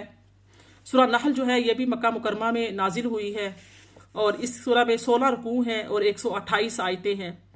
نحل جو ہے یہ عربی میں شہد کی مکھی کو نحل کہا جاتا ہے۔ اس سورہ کی آیت نمبر 68 میں اللہ تعالیٰ نے شہد کی مکھی کا ذکر فرمایا ہے، اسی مناسبت سے اس کا نام سورہ نحل رکھا گیا ہے۔ حضرت عبداللہ بن مسعود فرماتے ہیں قرآن پاک کی سورہ نحل میں ایک آیت ہے جو کہ تمام خیر و شر کے بیان کو جامع ہے۔ وہ آیت مبارکہ یہ ہے ان اللہ یامر بالعدل والاحسان وایتاء ذی القربى وینہی عن الفحشاء والمنکر والبغی یعظکم لعلکم تذکرون، بے شک اللہ عدل اور احسان رشتہ داروں کو دینے کا حکم فرماتا ہے، اور بے حیائی اور ہر بری بات اور ظلم سے منع فرماتا ہے، وہ تمہیں نصیحت فرماتا ہے تاکہ تم نصیحت حاصل کرو۔ مروی ہے کہ حرم بن حیان رضی اللہ تعالیٰ کی وفات کا وقت قریب آیا تو ان سے لوگوں نے عرض کی آپ کوئی وصیت فرما دیں، تو آپ رضی اللہ تعالیٰ نے فرمایا میں تمہیں سورہ نحل کی اس آیت ادعو الی سبیل ربک بالحکمہ سے لے کر سورت کے آخر تک بیان کی گئی باتوں کی وصیت کرتا ہوں۔ سبحان اللہ۔ آئیے سورہ نحل کا آغاز کرتے ہیں۔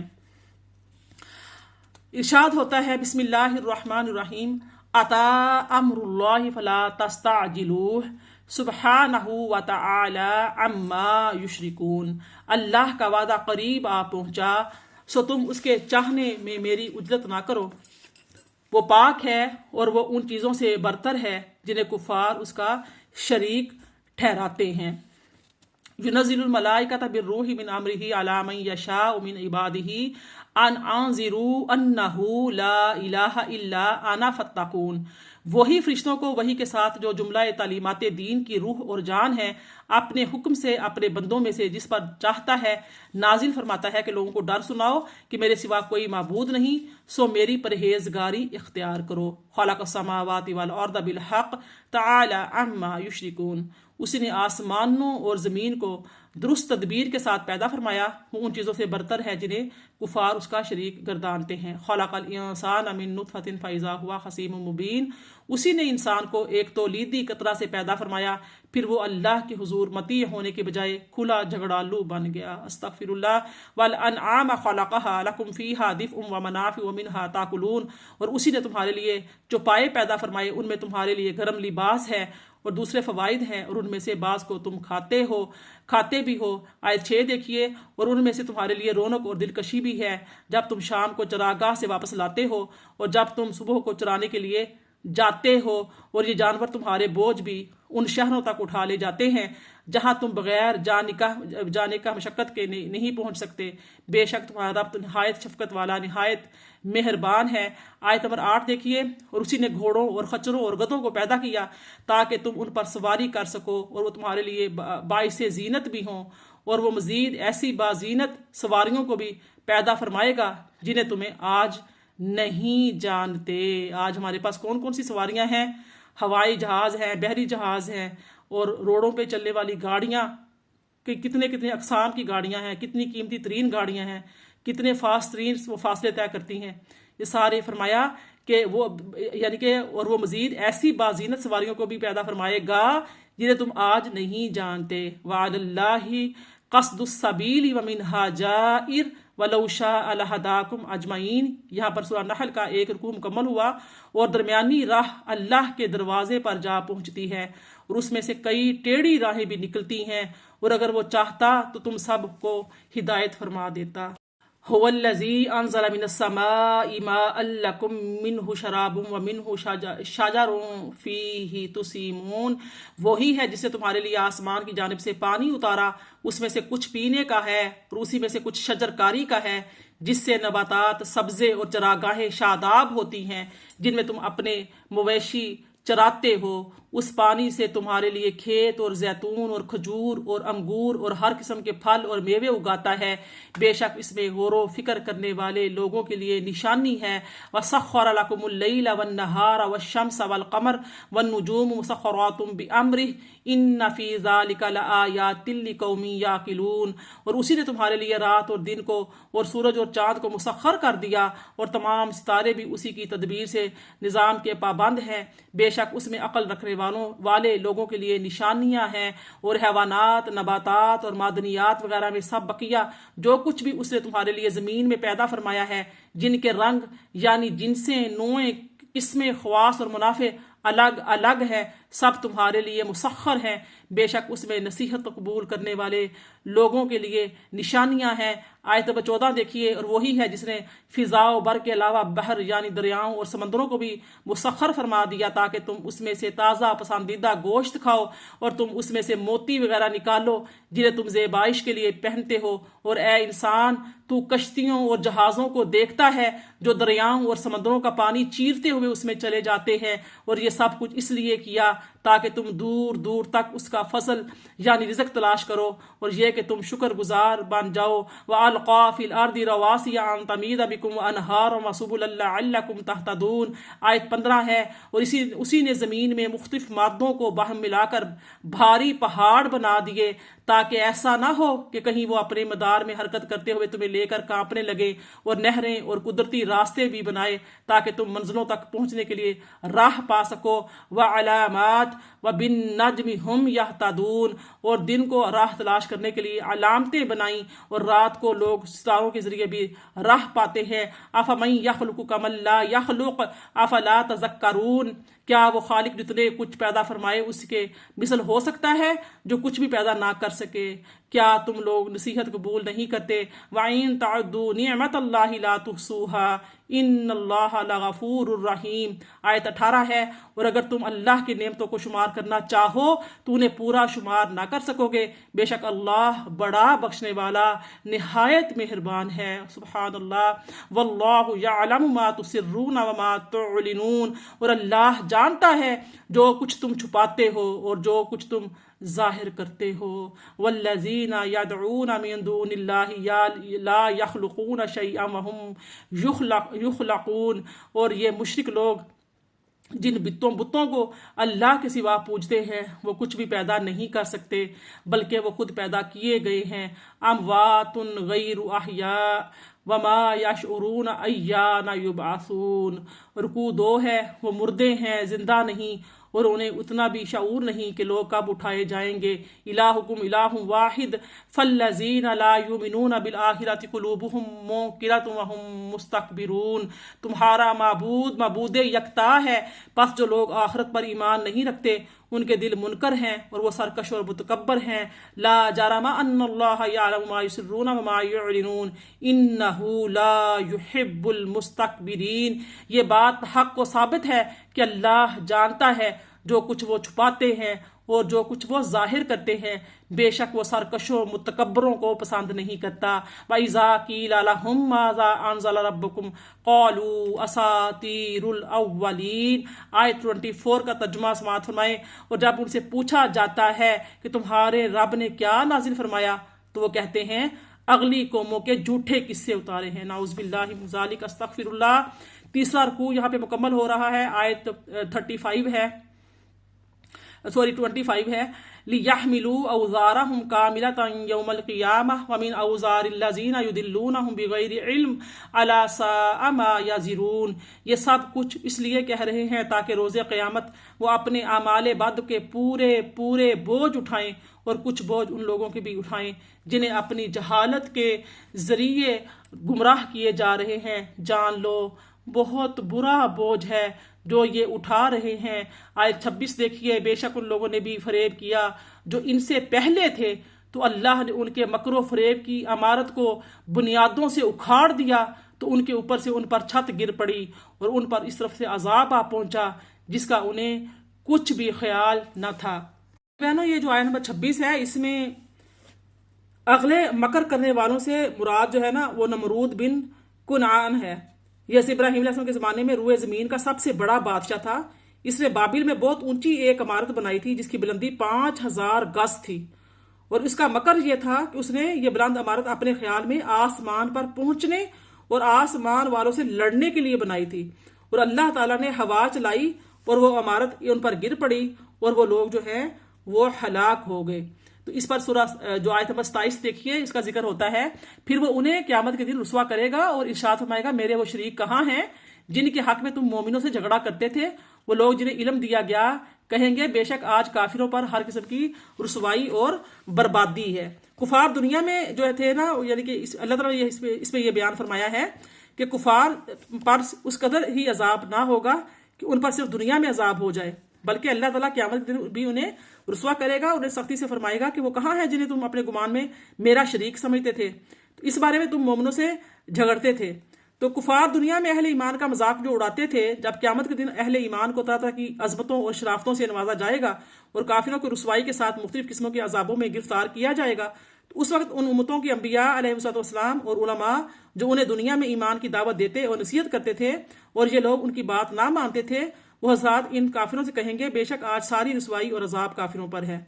तो इस आयत से हमें यह मालूम हो रहा है कि उलमा का दर्जा दुनिया में भी आला है और आखिरत में भी आला होगा। अल्लाह तबारक तआला ने इस जो है ना उसी बात का ये कौल जो है वो नकल फरमाया है। आयत नंबर 28 और 29 देखिए, अल्लज़ीना ततवफ़्फ़ाहुमुल मलाइकतु ज़ालिमी अनफुसिहिम फ़अल्क़वुस्सलामा मा कुन्ना नअमलु मिन सूअ बला इन्नल्लाहा अलीमुम बिमा कुन्तुम तअमलून फ़दख़ुलू अबवाब जहन्नम ख़ालिदीन फ़ीहा फ़लबिअसा मथवल मुतकब्बिरीन। जिनकी रूहें फरिश्ते इस हाल में कब्ज़ करते हैं कि वो अपनी जानों पर बदसूर जुल्म किए जा रहे हों, सो वो रोज़े क़यामत अताअत और फरमाबरदारी का इजहार करेंगे और कहेंगे, हम दुनिया में कोई बुराई नहीं किया करते थे। क्यों नहीं? बेशक अल्लाह खूब जानता है जो कुछ तुम किया करते थे। आयत 29 देखिए, फ़दख़ुलू अबवाब जहन्नम ख़ालिदीन फ़ीहा, बस तुम दोज़ख के दरवाजे से दाखिल हो जाओ, तुम इसमें हमेशा रहने वाले हो। मसवल मुतकब्बिरीन, सो तकब्बुर करने वालों का क्या ही बुरा ठिकाना है। अस्तग़फिरुल्लाह। यानी कि जो हालत कुफर में मरने वाले लोग हैं, जब क़यामत के दिन अजाब का मुशाहिदा करेंगे तो खौफ की शिद्दत से अपनी दुनियावी तर्ज अमल के बरखिलाफ इस्लाम की हकानियत जो है उसको तस्लीम करेंगे और कहेंगे कि हम तो दुनिया में कोई शिरक नहीं किया करते थे, और यूं वो अपने कुफर शिरक से मुकर जाएंगे। तो अंबिया कराम अलैहिस्सलाम उनका रद्द करते हुए कहेंगे, हाँ क्यों नहीं, बेशक अल्लाह तुम्हारे अमाल को खूब जानता है وہ تمہیں ان کی سزا دے گا، لہٰذا تمہارے انکار کا کوئی فائدہ نہیں ہے۔ آیت 30 دیکھیے، وَقِيلَ لِلَّذِينَ اتَّقَوْا مَاذَا أَنزَلَ رَبُّكُمْ قَالُوا خَيْرًا لِلَّذِينَ أَحْسَنُوا فِي هَٰذِهِ الدُّنْيَا حَسَنَةٌ وَلَدَارُ الْآخِرَةِ خَيْرٌ وَلَنِعْمَ دَارُ الْمُتَّقِينَ۔ ترجمہ سماعت فرمایا آیت 30 کا، اور پرہیزگار لوگوں سے کہا جائے گا تمہارے رب نے کیا نازل فرمایا ہے؟ وہ کہتے ہیں دنیا اور آخرت کی بھلائی اتاری ہے ان لوگوں کے لیے جو نیکی کرتے رہے، اس دنیا میں بھی بھلائی ہے اور آخرت کا گھر تو ضرور ہی بہتر ہے، اور پرہیزگاروں کا گھر کیا ہی خوب گھر ہے۔ سبحان اللہ۔ یہاں پر دیکھیے کہ ایمانداروں جو ہیں، جو ایمان والے ہیں، ایماندار لوگ ہیں، ان سے کہا جائے گا کہ تمہارے رب نے نبی صلی اللہ علیہ وسلم پر کیا نازل فرمایا؟ تو سب جواب دیں گے، کہیں گے ہمارے رب نے قرآن شریف نازل فرمایا جو تمام خوبیوں کا جامع ہے اور حسنات و برکات کا منبع ہے اور دینی اور دنیاوی اور ظاہری اور باطنی کمالات کا سرچشمہ ہے۔ اب اس آیہ مبارکہ کا جو شان نزول ہے، یہ عرب کے جو قبائل تھے حج کے دنوں میں رسول کریم صلی اللہ علیہ وآلہ وسلم کے حال کی تحقیق کے لیے مکہ مکرمہ قاصد بھیجتے تھے۔ یہ قاصد جب مکہ مکرمہ پہنچتے تو شہر کے داخلی راستوں پر انہیں کفار کے کرندے ملتے، جیسا کہ سابقہ بھی آیات میں گزر چکا ہے، میں نے بتا چکی ہوں۔ تو ان سے یہ قاصد جو ہے وہ رسول کریم صلی اللہ علیہ وسلم کا حال دریافت کرتے، تو وہ چونکہ لوگوں کو بہکانے پر مجبور ہی ہوتے تھے، اس لیے ان میں سے کئی جو ہے وہ کہتے ہیں کہ نبی کریم ساحر ہے، کوئی کہتا ہے کاہن ہے، کوئی کہتا ہے شاعر ہے، کوئی کہتے ہیں کذاب ہے، مجنون ہے۔ تو اس کے ساتھ یہ بھی کہہ دیتے کہ تم ان سے نہ ملنا یہی تمہارے حق میں بہتر ہے۔ تو اس پر قاصد کہتے ہیں کہ اگر ہم مکہ مکرمہ پہنچ کر ان سے ملے بغیر اپنی قوم کی طرف واپس ہوں تو ہم برے قاصد ہوں گے، اور ایسا کرنا قاصد کی منصبی جو فرائض کا ترک ہے وہ قوم کے ساتھ خیانت ہوگی۔ تو اس بات پر یہ بات آئی ہے۔ تو یہاں پر کہا جا رہا ہے للذین احسنوا فی ہذہ الدنیا، اس آیت کی تفسیر یہ بھی آتی ہے کہ جن لوگوں نے دنیا کی زندگی میں اچھے عمل کیے ہوں گے تو ان کے لیے آخرت میں اچھے اجر ہے۔ اچھے اجر سے مراد ثواب عظیم ہے، اور بعض مفسرین کے نزدیک اچھے اجر سے مراد کیا ہے کہ ان کی نیکیوں کا ثواب 10 سے لے کر 700 گنا تک بڑھا دیا جائے گا، بے حساب اجر عطا کیا جائے گا۔ اور اس کے بارے میں ایک اور تفسیر آتی ہے، وہ یہ ہے کہ جو لوگ ایمان لائے اور اچھے عمل کیے انہیں دنیا میں بھی اچھا اجر ملے گا۔ دنیا میں حاصل ہونے والی جو اچھے اجر کی صورت جو ہے نا، وہ یہ ہے کہ اللہ تعالیٰ مسلمانوں کے دلوں میں ان کی محبت اور عقیدت پیدا کر دے گا، مسلمان ان کے فضائل و مناقب بیان کریں گے اور ان کی عزت و تعظیم کریں گے۔ اولیاء کرام کے حوالے سے بطور خاص اس بات کا مشاہدہ ہے، اور قرآن مجید میں ہی اس ایک اور مقام پر نیک مسلمانوں کے بارے میں اللہ پاک نے ارشاد فرمایا ہے، ان الذین آمنوا وعملوا الصالحات سیجعل لهم الرحمن ودا، بے شک وہ جو ایمان لائے اور نیک اعمال کے عنقریب رحمان ان کے لیے لوگوں کے دلوں میں محبت پیدا کر دے گا۔ تو حدیث مبارکہ آتی ہے، ابو ہریرہ فرماتے ہیں کہ نبی کریم نے فرمایا کہ جب اللہ تعالیٰ کسی بندے سے محبت کرتا ہے تو حضرت جبرائیل کو ندا کی جاتی ہے کہ اللہ تعالیٰ فلاں بندے سے محبت رکھتا ہے، لہٰذا تم بھی اس سے محبت کرو۔ تو حضرت جبرائیل اس سے محبت کرتے ہیں، پھر حضرت جبرائیل آسمانی مخلوق میں ندا کرتے ہیں کہ اللہ تعالیٰ فلاں بندے سے محبت فرماتا ہے، لہٰذا تم بھی اس سے محبت کرو۔ تو چنانچہ جو آسمان والے بھی ہوتے ہیں وہ بھی اس آدمی سے زمین پر محبت کرنے لگتے ہیں، پھر زمین والوں کے دلوں میں ان کی جو محبت ہے، ان کی مقبولیت ہے، وہ اتار دی جاتی ہے۔ دنیا میں اچھا اجر ملنے کی یہ دوسری صورت ہے کہ اللہ تعالیٰ انہیں اس دنیا میں پاکیزہ زندگی عطا فرماتا ہے، فتح و کامیابی اور وسیع رزق عطا فرماتا ہے اور نعمتیں اتارتا ہے، اور اپنی محبت کے صلے میں کیا کرتا ہے، اپنی اور اپنے فرشتوں کی محبت اور دنیا میں جو ان کی محبتیں ہیں وہ دلوں میں اتار دیا کرتا ہے۔ آیت مبارکہ کے مضمون اور اس کے شان نزول سے یہ بھی معلوم ہو رہا ہے کہ نبی کریم صلی اللہ علیہ وسلم کے جو اوصاف ہے اس کو چھپانا کفار کا طریقہ ہے، جبکہ نبی کریم صلی اللہ علیہ وسلم کی عظمت و شان بیان کرنا صحابہ کرام کا طریقہ ہے۔ آیت نمبر 31 دیکھیے، ارشاد ہوتا ہے جنات عدن یدخلونها تجری من تحتها الانہار لهم فیہا ما یشاؤون کذالک یجزی اللہ المتقین، سدا بہار باغات ہیں جن میں وہ داخل ہوں گے، جن کے نیچے سے نہریں بہہ رہی ہوں گی، اور ان میں ان کے لیے جو کچھ وہ چاہیں گے میسر ہوگا۔ اس طرح اللہ پرہیزگاروں کو صلہ عطا فرماتا ہے۔ جن کی روحیں فرشتے اس حال میں قبض کرتے ہیں کہ وہ نیکی و طاعت کے باعث پاکیزگی اور خوشی اور خوش خرم ہیں، ان سے فرشتے قبضے روح کے وقت ہی کہہ دیتے ہیں تم پر سلامتی ہو، تم جنت میں داخل ہو جاؤ ان اعمال صالح کے باعث جو تم کیا کرتے تھے۔ اللہ پاک کرے جب ہماری موت آئے ہمیں بھی فرشتے یہی کریں، اللہم اغفر لنا قبل الموت۔ اور یہ اور کسی چیز کا انتظار کر رہے ہیں سوائے اس کے کہ ان کے پاس فرشتے آ جائیں یا آپ کے رب کے حکم عذاب آ پہنچے. یہی کچھ ان لوگوں نے بھی کیا جو ان سے پہلے تھے، اور اللہ ان پر ظلم نہیں کرتا تھا کیا تھا، لیکن وہ خود ہی اپنی جانوں پر ظلم کیا کرتے تھے. جو اعمال انہوں نے کیے تھے ان کی سزائیں ان کو پہنچنے اور اسی عذاب سے انہیں آ گھیرا جس کا وہ مذاق کیا کرتے تھے. آیت 35 دیکھیے. اور مشرک لوگ کہتے ہیں کہ اگر اللہ چاہتا تو ہم اس کے سوا کسی بھی چیز کی پرستش نہ کرتے، نہ ہی ہم اور نہ ہی ہمارے باپ دادا، اور نہ ہم اس کے حکم کے بغیر کسی چیز کو حرام قرار دیتے. یہی کچھ ان لوگوں نے بھی کیا تھا جو ان سے پہلے تھے. تو کیا رسولوں کے ذمہ اللہ کا پیغام اور احکام واضح طور پر پہنچا دینے کے علاوہ بھی کچھ ہے کہ رسولوں نے پیغام کے علاوہ کچھ اور بھی بات ان سے کہی ہو؟ اور بے شک ہم نے ہر امت میں ایک رسول بھیجا کہ لوگوں تم اللہ کی عبادت کرو اور طاغوت یعنی شیطان اور بتوں کی اطاعت و پرستش سے اجتناب کرو. سو ان میں بعض وہ ہوئے جنہیں اللہ نے ہدایت فرما دی، اور ان میں سے بعض وہ ہوئے جن پر گمراہی ٹھیک ثابت ہوئی.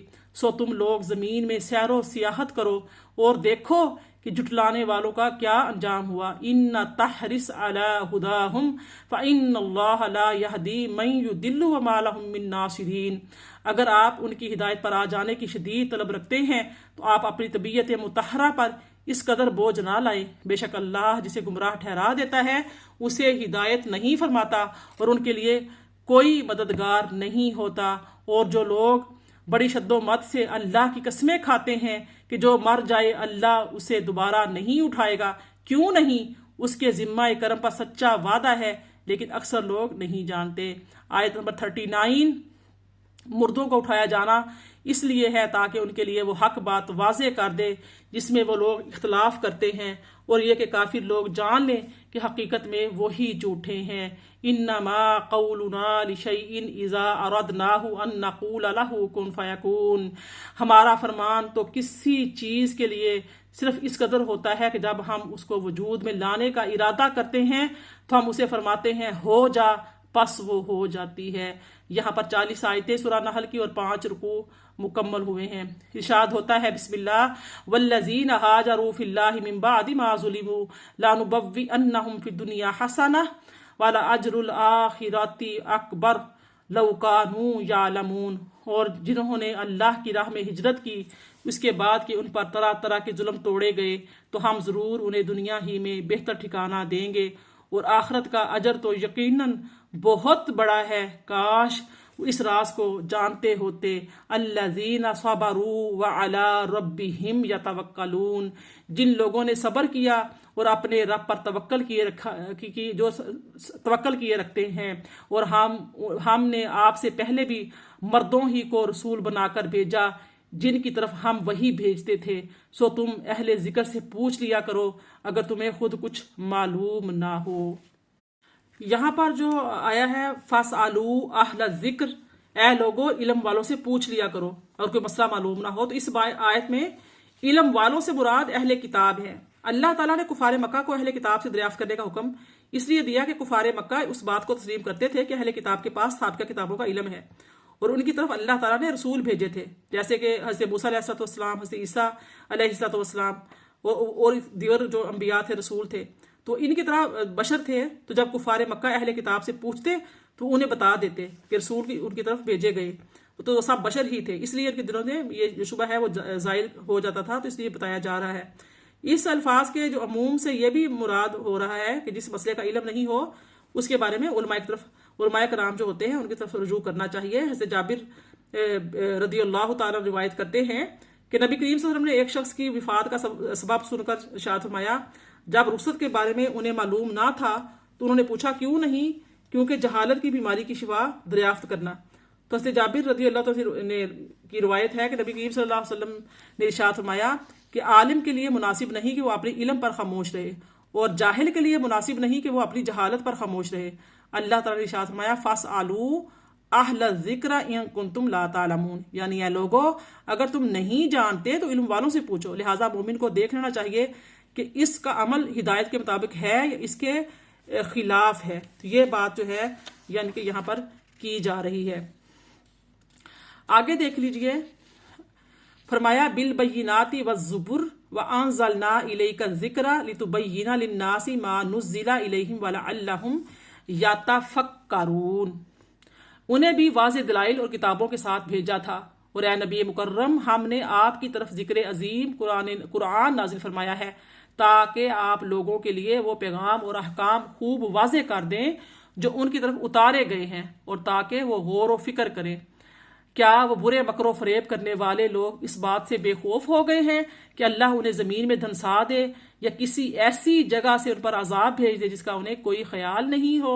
آیت 46 دیکھیے، یا ان کی نقل و حرکت سفر اور شغل تجارت کے دوران ہی انہیں پکڑ لے سو وہ اللہ کو عاجز نہیں کر سکتے، بے شک یا انہیں ان کے خوف زدہ ہونے پر پکڑ لے تو بے شک تمہارا رب بڑا شفیق نہایت مہربان ہے۔ 48 آیت کا ترجمہ دیکھیے، کیا انہوں نے ان سایہ دار چیزوں کی طرف نہیں دیکھا جو اللہ نے پیدا فرمائی ہیں؟ کیا ان کے سائے دائیں اور بائیں اطراف سے اللہ کے لیے سجدہ کرتے ہوئے پھرتے رہتے ہیں اور وہ در حقیقت طاعت و عاجزی کا اظہار کرتے ہیں؟ سبحان اللہ، وَلِلَّهِ يَسْجُدُ مَا فِي السَّمَاوَاتِ وَمَا فِي الْأَرْضِ مِن دَابَّةٍ وَالْمَلَائِكَةُ وَهُمْ لَا يَسْتَكْبِرُونَ يَخَافُونَ رَبَّهُم مِّن فَوْقِهِمْ وَيَفْعَلُونَ مَا يُؤْمَرُونَ۔ آیت 49-50، اور جو کچھ آسمانوں میں ہے اور جو کچھ زمین میں ہے جملہ جاندار اور فرشتے اللہ ہی کو سجدہ کرتے ہیں، اور وہ ذرا بھی غرور و تکبر نہیں کرتے، وہ اپنے رب سے جو ان کے اوپر ہے ڈرتے رہتے ہیں، اور جو حکم انہیں دیا جاتا ہے اسے بجا لاتے ہیں۔ میری پیاری بہنوں، یہاں پر 50 آیتیں اور 6 رکوع مکمل ہوئے ہیں، تو یہاں پر آیت سجدہ ہے، آپ لوگ جو آیتیں سن رہے ہیں سجدہ کر لیجئے۔ آیت 51 دیکھیے، اور اللہ نے فرمایا تم دو معبود مت بناؤ، بے شک وہی اللہ معبود یکتا ہے، اور تم مجھ سے ہی ڈرتے رہو۔ وَلَهُ مَا فِي السَّمَاوَاتِ وَالْأَرْضِ وَلَهُ الدِّينُ وَاصِبًا أَفَغَيْرَ اللَّهِ تَتَّقُونَ۔ اور جو کچھ آسمانوں اور زمین میں ہے سب اسی کا ہے، اور سب کے لیے اسی کی فرمانبرداری واجب ہے، تو کیا تم غیر از خدا کسی سے ڈرتے ہو؟ وَمَا بِكُم مِّن نِّعْمَةٍ فَمِنَ اللَّهِ ثُمَّ إِذَا مَسَّكُمُ الضُّرُّ فَإِلَيْهِ تَجْأَرُونَ۔ اور تمہیں جو نعمت بھی حاصل ہے سو وہ اللہ ہی کی جانب سے ہے، پھر جب تمہیں تکلیف پہنچتی ہے تم اسی کے آگے گریہ وزاری کرتے ہو۔ ثم اذا کشف الضر عنکم اذا فریق منکم بربہم یشرکون۔ پھر جب اللہ اس تکلیف کو تم سے دور فرما دیتا ہے تو تم میں سے ایک گروہ اس وقت اپنے رب سے شرک کرنے لگتا ہے۔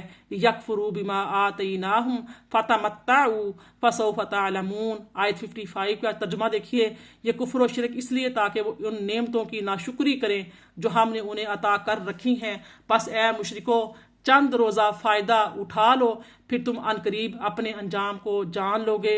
وَيَجْعَلُونَ لِمَا لَا يَعْلَمُونَ نَصِيبًا مِّمَّا رَزَقْنَاهُمْ تَاللَّهِ لَتُسْأَلُنَّ عَمَّا كُنتُمْ تَفْتَرُونَ۔ اور یہ ان بتوں کے لیے جن کی حقیقت کو وہ خود بھی نہیں جانتے، اس رزق میں سے حصہ مقرر کرتے ہیں جو ہم نے انہیں عطا کر رکھا ہے۔ اللہ کی قسم تم سے اس بہتان کی نسبت ضرور پوچھ گچھ کی جائے گی جو تم باندھا کرتے تھے۔ سورہ مائدہ میں ہم تفصیل سے پڑھ رہے ہیں۔ وَيَجْعَلُونَ لِلَّهِ الْبَنَاتِ سُبْحَانَهُ وَلَهُم مَّا يَشْتَهُونَ۔ اور یہ کفار و مشرکین اللہ کے لیے بیٹیاں مقرر کرتے ہیں، وہ اس سے پاک ہے، اور اپنے لیے وہ کچھ یعنی بیٹے جن کی وہ خواہش کرتے ہیں۔ وَإِذَا بُشِّرَ أَحَدُهُم بِالْأُنثىٰ ظَلَّ وَجْهُهُ مُسْوَدًّا وَهُوَ كَظِيمٌ۔ اور جب ان میں سے کسی کو لڑکی کی پیدائش کی خبر سنائی جاتی ہے تو ان کا چہرہ سیاہ ہو جاتا ہے اور وہ غصے سے بھر جاتے ہیں۔ میری پیاری بہنوں، ہمارے مسلمانوں میں بھی یہ چیزیں پائی جاتی ہیں، اس کو دور کرنا چاہیے۔ یہ بہت برا عمل ہے، بیٹی کی پیدائش پر منہ بسوڑ لینا، رنگ اڑا لینا، پریشان ہو جانا، یا بیٹی کا سن کر حمل کو ساکت کرنے کی کوشش کرنا، یہ سب بہت ہی بڑا گناہ ہے۔ فرمایا یتوارا من القوم من سوء ما بشر به ایمسکہ علی ہون ام یدسہ فی التراب الا ساء ما یحکمون۔ وہ لوگوں سے چھپا پھرتا ہے بزعم خواہش اس بری خبر کی وجہ سے جو اس سے سنائی گئی ہے۔ اب یہ سوچنے لگتا ہے کہ آیا اس ذلت اور رسوائی کے ساتھ زندہ رکھے یا اسے مٹی میں دبا دے، یعنی زندہ درگور کر دے۔ خبردار کتنا برا فیصلہ ہے جو وہ کرتے ہیں۔ دیکھو، لڑکی کا سن کر اس کو ضائع کرانے کا سوچنا، ایسی باتیں کرنا پہلے یہود و نصارہ کیا کرتے تھے۔ اب یہ چیزیں اللہ ماشاءاللہ مسلمانوں میں بھی ہیں، اس کو رفع کرنا چاہیے۔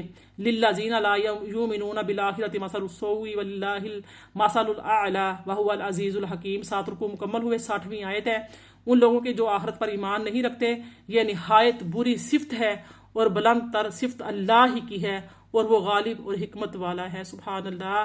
یعنی کہ کس چیز کا ایمان نہیں رکھتے؟ جو بیٹیوں کو یعنی کہ زندہ درگور کر دیا کرتے تھے اس وقت، اور آپ بھی جو بیٹیوں کو لے کر پریشان ہو جاتے ہیں، دوسری بیٹی پیدا ہوئی، تیسری پیدا ہوئی تو پریشان ہو گئے، تو ان کے لیے ہے کہ بہت ہی بری صفت ہے، بہت ہی برا یہ کام وہ لوگ کرتے ہیں جو آخرت پر یقین نہیں رکھتے، اللہ پر ایمان نہیں رکھتے، اور ان کو یہ خوف ہوتا ہے کہ کیسے ان کو کھلائیں گے پلائیں گے، کیا کریں گے۔ تو اس بارے میں، اور اگر اللہ لوگوں کو ان کے ظلم کے عوض فوراً پکڑ لیا کرتا تو اس زمین پر کسی جاندار کو نہ چھوڑتا، لیکن وہ انہیں مقررہ میعاد تک مہلت دیتا ہے، پھر جب ان کا مقرر وقت آ پہنچتا ہے تو وہ نہ ایک گھڑی پیچھے ہو سکتا ہے اور نہ آگے بڑھ سکتا ہے۔ وَيَجْعَلُونَ لِلَّهِ مَا يَكْرَهُونَ وَتَصِفُ أَلْسِنَتُهُمُ الْكَذِبَ أَنَّ لَهُمُ الْحُسْنَى لَا جَرَمَ أَنَّ لَهُمُ النَّارَ وَأَنَّهُمْ مُفْرَطُونَ۔ آیت 62 ہے۔ اور وہ اللہ کے لیے وہ کچھ مقرر کرتے ہیں جو اپنے لیے ناپسند کرتے ہیں، اور ان کی زبانیں جھوٹ بولتی ہیں کہ ان کے لیے بھلائی ہے، ہرگز نہیں۔ حقیقت یہ ہے کہ ان کے لیے دوزخ ہے، اور یہ دوزخ میں سب سے پہلے بھیجے جائیں گے اور اس میں ہمیشہ کے لیے چھوڑ دیے جائیں گے۔ اللہ کی قسم، یقیناً ہم نے آپ سے پہلے بھی بہت سی امتوں کی طرف رسول بھیجے، تو شیطان نے ان امتوں کے لیے ان کے برے اعمال آراستہ اور خوشنما کر دکھائے، سو وہی شیطان آج ان کا دوست ہے اور ان کے لیے دردناک عذاب ہے۔ اور ہم نے آپ کی طرف کتاب نہیں اتاری مگر اس لیے کہ آپ ان پر وہ امور واضح کر دیں جن میں وہ اختلاف کرتے ہیں، اور اس لیے کہ یہ کتاب ہدایت اور رحمت ہے اس قوم کے لیے جو ایمان لے آئی۔ واللہ انزل من السماء ماء فاحیا به الارض بعد موتها ان فی ذلک لآیۃ لقوم یسمعون۔ اور اللہ نے آسمان کی جانب سے پانی اتارا اور اس کے ذریعے زمین کو اس کے مردہ یعنی بنجر ہونے کے بعد زندہ یعنی سرسبز و شاداب کر دیا، بے شک اس میں نصیحت سننے والوں کے لیے نشانی ہے۔ یہاں پر سورہ نحل کے 8 رکوع اور 65 آیتیں کمپلیٹ ہوتی ہیں۔ وَإِنَّ لَكُمْ فِي الْأَنْعَامِ لَعِبْرَةً نُسْقِيكُم مِّمَّا فِي بُطُونِهِ مِن بَيْنِ فَرْثٍ وَدَمٍ لَبَنًا خَالِصًا سَائِغًا لِلشَّارِبِينَ۔ اور بے شک تمہارے لیے مویشیوں میں بھی مقام غور ہے، ہم ان کے جسموں کے اندر کی اس چیز سے جو آنتوں کے بعد مشمولات اور خون کے اختلاط سے وجود میں آتی ہے خالص دودھ نکال کر تمہیں پلاتے ہیں جو پینے والوں کے لیے فرحت بخش ہوتا ہے۔ وَمِن ثَمَرَاتِ النَّخِيلِ وَالْأَعْنَابِ تَتَّخِذُونَ مِنْهُ سَكَرًا وَرِزْقًا حَسَنًا إِنَّ فِي ذَلِكَ لَآیَةً لِقَوْمٍ یعقلون۔ اور کھجور اور انگور کے پھلوں سے تم شکر اور دیگر عمدہ غذائیں بناتے ہو، بے شک اس میں اہل عقل کے لیے نشانی ہے۔ 68 آیت۔ اور آپ کے رب نے شہد کی مکھی کے دل میں خیال ڈال دیا کہ تو بعض پہاڑوں میں اپنے گھر بنا اور بعض درختوں میں اور بعض چھپروں پہ بھی جنہیں لوگ چھت کی طرح اونچا بنا لیتے ہیں، پس تو ہر قسم کے پھلوں سے رس چوسا کر پھر اپنے رب کے سمجھائے ہوئے راستوں پر جو ان پھلوں اور پھولوں تک جاتا ہے جن سے تو نے رس چوسنا ہے، دوسری مکھیوں کے لیے بھی آسانی فراہم کرتے ہوئے چلا کر ان کی شکموں سے ایک پینے کی چیز نکلتی ہے، وہ شہد ہے جس کے رنگ جداگانہ ہوتے ہیں، اس میں لوگوں کے لیے شفا ہے، بے شک اس میں غور و فکر کرنے والوں کے لیے نشانی ہے۔ اور یہاں پہ 70 آیتیں اور 9 رکوع مکمل ہو رہے ہیں۔ سبحان اللہ۔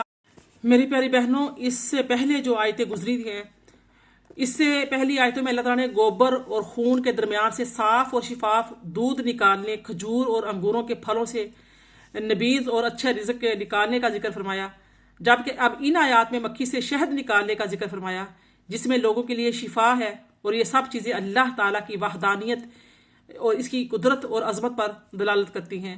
اس آیت میں جو آیت نمبر 69 جو 68-69 میں پڑھی ہیں، تو اس میں بعد والی جو آیات کا جو خلاصہ ہے وہ یہ ہے کہ اللہ تعالیٰ نے شہد کی مکھی کے دل میں یہ بات ڈال دی کہ بعض پہاڑوں، درختوں، چھتوں میں گھر بنائے، پھر میٹھے، کڑوے، پھیکے ہر قسم کے پھلوں اور پھولوں میں سے کھائے اور ان کی تلاش میں اپنے رب کے بنائے ہوئے نرم اور آسان راستوں پر چلتی جائے جن کا اللہ تعالیٰ نے کے فضل سے اسے الہام کیا ہوا ہے۔ اللہ تعالیٰ نے کوئی بھی ایسی چیز پیدا نہیں کی جس کو الہام نہ کیا ہو۔ حتیٰ کہ اسے ان راستوں پر چلنا پھرنا جو ہے وہ دشوار نہیں، وہ کتنی ہی دور نکل جائے وہ کبھی بھی راستہ نہیں بھٹکتی، اپنے مقام پر واپس آ جاتی ہے۔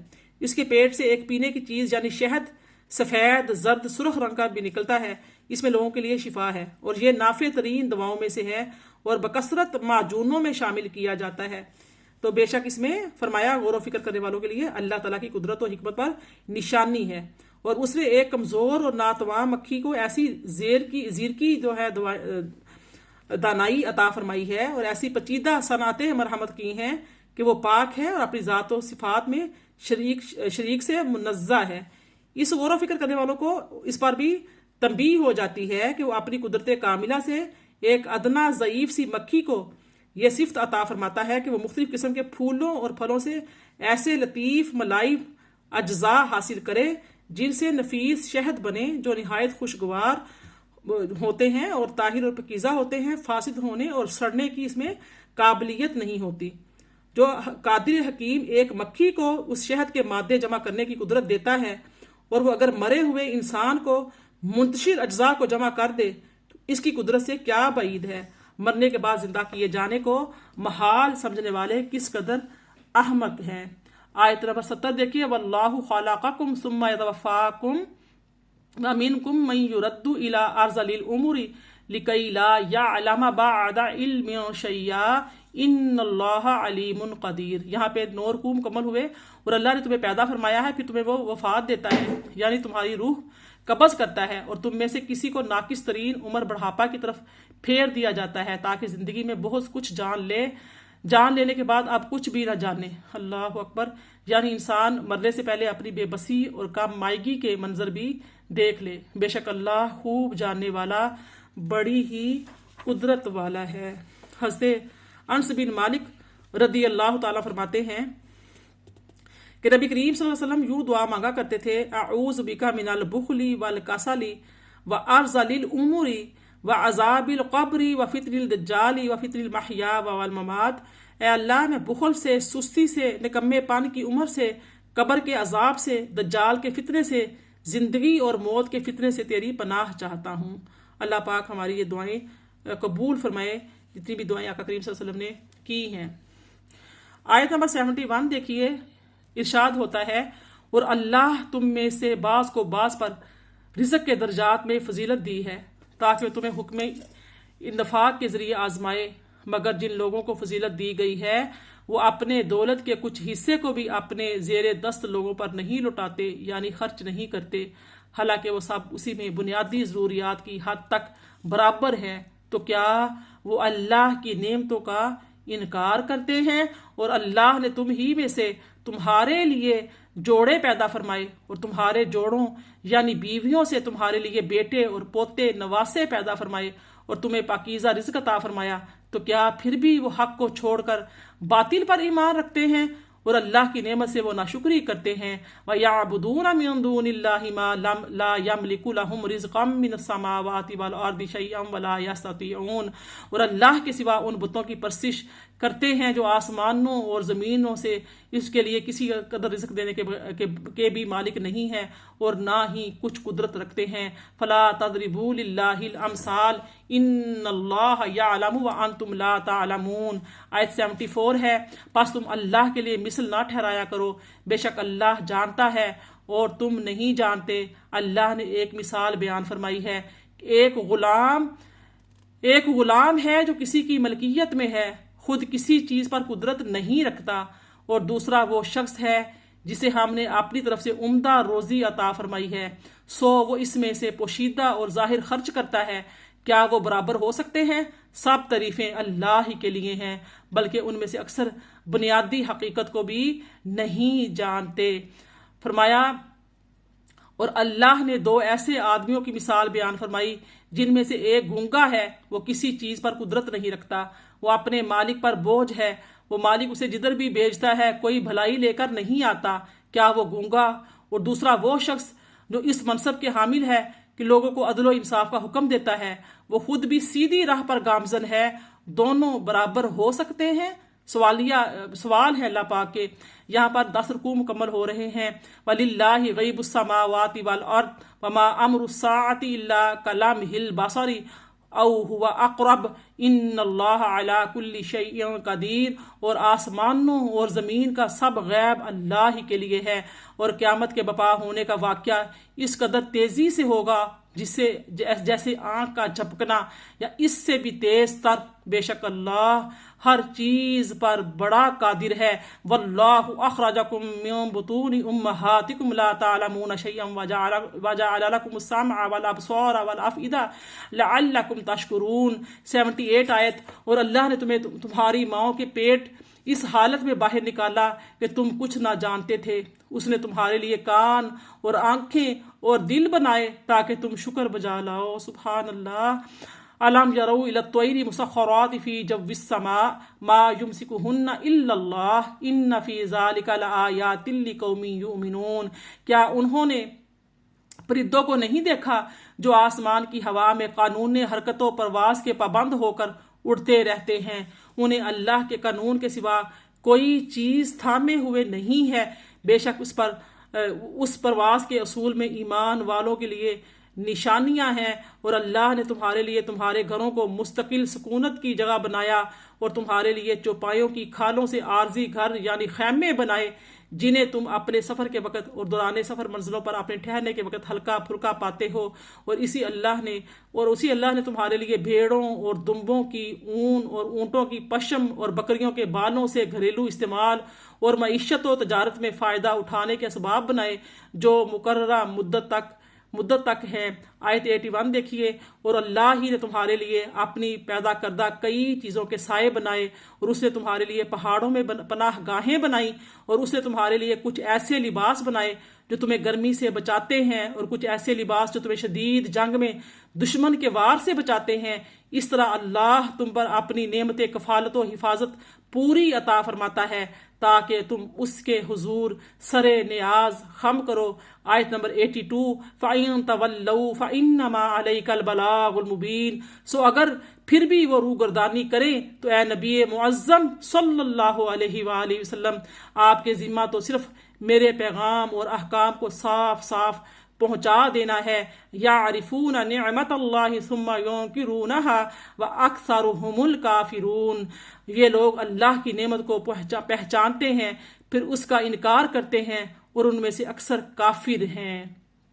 یہاں پر 83 آیتیں اور 11 رکوع مکمل ہو رہے ہیں. ارشاد ہوتا ہے وَيَوْمَ نَبْعَثُ مِن كُلِّ أُمَّةٍ شَهِيدًا ثُمَّ لَا يُؤْذَنُ لِلَّذِينَ كَفَرُوا وَلَا هُمْ یستعتبون. اور جس دن ہم ہر امت سے اس کے نبی کو اس کے اعمال پر گواہ بنا کر اٹھائیں گے، پھر کافر لوگوں کو کوئی عذر پیش کرنے کی اجازت نہیں دی جائے گی اور نہ اس وقت ان سے توبہ اور رجوع کا مطالبہ کیا جائے گا. وَإِذَا رَأَى الَّذِينَ ظَلَمُوا الْعَذَابَ وَلَا يُخَفَّفُ عَنْهُمْ وَلَا هُمْ يُنظَرُونَ. اور جب ظالم لوگ عذاب دیکھ لیں گے تو ان سے اسی عذاب کی تخفیف کی جائے گی اور نہ ہی انہیں مہلت دی جائے گی. 86 آیہ مبارکہ. اور جب مشرک لوگ اپنے خود ساختہ شریکوں کو دیکھیں گے تو کہیں گے اے ہمارے رب، یہی ہمارے شریک تھے جن کی ہم تجھے چھوڑ کر پرستش کرتے تھے. پس وہ شرکاء انہیں جواباً پیغام بھیجیں گے کہ بے شک تم جھوٹے ہو. وَأَلْقَوْا إِلَى اللَّهِ يَوْمَئِذٍ السَّلَامَ وَضَلَّ عَنْهُمْ مَا كَانُوا يَفْتَرُونَ. اور یہ مشرکین اس دن اللہ کے حضور عاجزی و فرمانبرداری ظاہر کریں گے اور ان سے وہ سارا بہتان جاتا رہے گا جو یہ باندھا کرتے تھے. الَّذِينَ كَفَرُوا وَصَدُّوا عَنْ سَبِيلِ اللَّهِ زِدْنَاهُمْ عَذَابًا فَوْقَ الْعَذَابِ بِمَا كَانُوا يُفْسِدُونَ. جن لوگوں نے کفر کیا اور دوسروں کو اللہ کی راہ سے روکتے رہے، ہم ان کے عذاب پر عذاب کا اضافہ کریں گے اس وجہ سے کہ وہ فساد انگیزی کرتے تھے. اور یہ وہ دن ہوگا جب ہم ہر امت میں انہی میں سے خود ان پر ایک گواہ اٹھائیں گے. اور اے حبیب مکرم، ہم آپ کو ان سب امتوں اور پیغمبروں پر گواہ بنا کر لائیں گے اور ہم نے آپ پر وہ عظیم کتاب نازل فرمائی ہے جو ہر چیز کا بڑا واضح بیان ہے اور مسلمانوں کے لیے ہدایت اور رحمت اور بشارت ہے۔ یہاں سورہ نحل کی آیت 89 اور 12 رکوع مکمل ہوتے ہیں۔ ارشاد ہوتا ہے ان اللہ یامر بالعدل والاحسان وایتاء ذی القربى وینہی عن الفحشاء والمنکر والبغی یعظکم لعلکم تذکرون۔ بے شک اللہ ہر ایک کے ساتھ عدل اور احسان کا حکم فرماتا ہے اور قرابت داروں کو دیتے رہنے کا، اور بے حیائی اور برے کاموں اور سرکشی اور نافرمانی سے منع فرماتا ہے۔ وہ تمہیں نصیحت فرماتا ہے تاکہ تم خوب یاد رکھو وَأَوْفُوا بِعَهْدِ اللَّهِ إِذَا عَاهَدتُّمْ لَا تَنقُضُوا الْأَيْمَانَ بَعْدَ تَوْكِيدِهَا وَقَدْ جَعَلْتُمُ اللَّهَ عَلَيْكُمْ كَفِيلًا إِنَّ اللَّهَ يَعْلَمُ مَا تَفْعَلُونَ۔ اور تم اللہ کا عہد پورا کر دیا کرو، جب تم عہد کرو اور قسموں کو پختہ کر لینے کے بعد انہیں مت توڑا کرو، حالانکہ تم اللہ کو اپنے آپ پر ضامن بنا چکے ہو۔ بے شک اللہ خوب جانتا ہے جو کچھ تم کرتے ہو، اور اس عورت کی طرح نہ ہو جاؤ جس نے اپنا سوت مضبوط کات لینے کے بعد توڑ کر ٹکڑے ٹکڑے کر ڈالا۔ تم اپنی قسموں کو اپنے درمیان فریب کاری کا ذریعہ بناتے ہو تاکہ اس طرح ایک گروہ دوسرے گروہ سے زیادہ فائدہ اٹھانے والا ہو جائے۔ بات یہ ہے کہ اللہ بھی تمہیں اس کے ذریعے آزماتا ہے، اور وہ تمہارے لیے قیامت کے دن اور ان باتوں کو ضرور واضح فرما دے گا جن میں تم اختلاف کیا کرتے ہو۔ یہاں پہ 92 میں کتنی پیاری مثال دی گئی ہے، اس کو سمجھتے ہیں۔ پیاری بہنوں، یہ جو آیا مبارکہ ہے 92، اس میں جو فرمایا کہ تم اس عورت کی طرح نہ ہو جو، یعنی کہ یہاں پر معاہدے اور قسمیں توڑنے کا مرا فرمایا جا رہا ہے کہ اپنے معاہدے نہ توڑو، اپنی قسمیں نہ توڑو۔ فرمایا کہ اس عورت کی طرح نہ ہو جانا جس نے اپنی سوت مضبوطی کے بعد، یعنی کہ کاٹنے کے بعد کیا کیا، ریزہ کر دیا۔ یہ جو ہے نا، مکہ مکرمہ میں ربطہ بنت عمرو نامی ایک عورت تھی جس کی طبیعت میں بہت وہم تھا اور عقل میں بڑا فطور تھا۔ وہ دوپہر تک محنت کر کے سوت کاتا کرتی تھی اور اپنی نوکرانیوں سے بھی کتواتی تھی، اور دوپہر کے وقت اس کاتے ہوئے سوت کو توڑ کر ریزہ کاٹ ڈالتی اور باندیوں سے بھی تڑوا دیتی۔ تو یہی اس کا معمول تھا۔ اس آیا مبارکہ کا بھی معنی یہی ہے کہ اپنے عہد جو ہیں ان کو توڑ کر اس عورت کی طرح بیوقوفی نہ کرو۔ تتخذون ایمانکم دخلا بینکم، ایسا نہ ہو کہ تم اپنی قسموں کو اپنے درمیان دھوکے اور فساد کا ذریعہ بنا لو۔ اب اس میں امام مجاہد رحمۃ اللہ تعالی علیہ فرماتے ہیں کہ لوگوں کا طریقہ یہ تھا کہ وہ ایک قوم سے معاہدہ کرتے، اور جب دوسری قوم اس سے زیادہ تعداد مال یا قوت میں پاتے تو پہلوں سے جو معاہدے کیے ہوتے تھے وہ توڑ دیتے اور اب دوسرے سے معاہدہ کرتے۔ تو اللہ تعالیٰ نے اس طرح کرنے سے منع فرمایا ہے اور اپنے جو وعدے ہیں ان کو پورا کرنے کا حکم دیا ہے، یعنی تم اپنے عہد جو ہے پورے کرو۔ اس کے ذریعے اللہ تعالیٰ تمہیں صرف آزماتا ہے تاکہ تم میں سے اطاعت گزاروں اور نافرمانوں کو ظاہر کر دے، اور تم دنیا کے اندر عہد وغیرہ کے بارے میں جو جھگڑتے ہو، اللہ تعالیٰ اسے قیامت کے دن ضرور تمہارے لیے صاف ظاہر کر دے گا۔ عہد توڑنے والوں کو عذاب دے گا اور پورا کرنے والوں کو اللہ پاک اس پہ کیا کرے گا، ثواب دے گا۔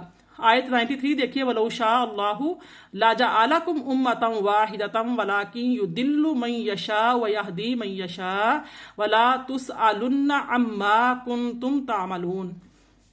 اور اگر اللہ چاہتا تو تم سب کو ایک ہی امت بنا دیتا، لیکن وہ جسے چاہتا ہے گمراہ ٹھہرا دیتا ہے اور جسے چاہتا ہے ہدایت فرما دیتا ہے، اور تم سے ان کاموں کی نسبت ضرور پوچھا جائے گا جو تم انجام دیا کرتے تھے، اور تم اپنی قسموں کو آپس میں فریب کاری کے ذریعے بنایا کرو، ورنہ فریب کاری کا ذریعہ نہ بنایا کرو، ورنہ قدم یعنی کہ اسلام پر جم جانے کے بعد لڑ کھڑا جائے گا، اور تم اس وجہ سے کہ اللہ کی راہ سے روکتے ہو برے انجام کا مزہ چکھو گے، اور تمہارے لیے زبردست عذاب ہے۔ وَلَا تَشْتَرُوا بِعَهْدِ اللَّهِ ثَمَنًا قَلِيلًا انما عند اللہ ہوا خیر لکم ان کنتم تعلمون۔ آیت 95 ہے، اور اللہ کے عہد حقیر سی قیمت یعنی دنیاوی مال و دولت کے عوض مت بیچ ڈالا کرو، بے شک جو اجر اللہ کے پاس ہے وہ تمہارے لیے بہتر ہے اگر تم اس راز کو جانتے ہو۔ آج کل تو یہ ہے نا کہ انصاف کا جو بالکل گلا گھونٹا جا رہا ہے، انصاف جو ہے وہ بک رہا ہے۔ استغفر اللہ۔ جو مال و زر تمہارے پاس ہے فنا ہو جائے گا، اور جو اللہ کے پاس ہے باقی رہنے والا ہے، اور ہم ان لوگوں کو جو انہوں نے صبر کیا ضرور ان کا اجر عطا فرمائیں گے، ان کے اچھے اعمال کے عوض جو وہ انجام دیتے ہیں۔ انسان کس کے لیے نا انصافیاں کرتا ہے، اس کے بعد بدعمالیاں کرتا ہے، نا انصافیاں کرتا ہے، تھوڑی سی قیمت لے کر جج خریدے جا رہے ہیں، وکلاء خریدے جا رہے ہیں، اور وہ بھی بکنے کے لیے تیار کھڑے ہیں۔ تو یہ سارا سرمایہ کس کے لیے اکٹھا کرتے ہیں؟ اپنی اولادوں کو، اپنی نسلوں کو طائشات میں ڈال دیتے ہیں، اپنی نسلوں کو، اپنی اولادوں کو اپنے مر جانے کے بعد کے لیے ان کے لیے ذخیرہ کرتے ہیں، روپیہ پیسہ، بینک بیلنس، مکان، کوٹھیاں، بنگلے، کیا کہ اولاد کے پیچھے چھوڑ جائیں گے، اولاد تنگ دست نہ ہو، اور خود مر جاتے ہیں اور خود بروز قیامت جو ہے نا اللہ کے سامنے کھڑے ہو کے جواب دیں گے ناانصافیوں کا اور اپنے حساب کا، قبر میں بھی شدید ترین عذاب چکھیں گے۔ اللہ پاک ناانصافیوں سے محفوظ فرمائے۔ پتہ نہیں آج ہمارے مسلمان کہاں کھڑا ہے۔ من عمل صالحا من ذکر او انثی وهو مؤمن فلنحیینہ حیاۃ طیبہ ولنجزینہم اجرہم باحسن ما کانوا یعملون۔ 97 آیت ہے، جو کوئی نیک عمل کرے خواہ مرد ہو یا عورت، جب کہ وہ مومن ہو تو ہم اسے ضرور پاکیزہ زندگی کے ساتھ زندہ رکھیں گے اور انہیں ضرور ان کا اجر بھی عطا فرمائیں گے ان اچھے اعمال کے عوض جو وہ انجام دیتے تھے۔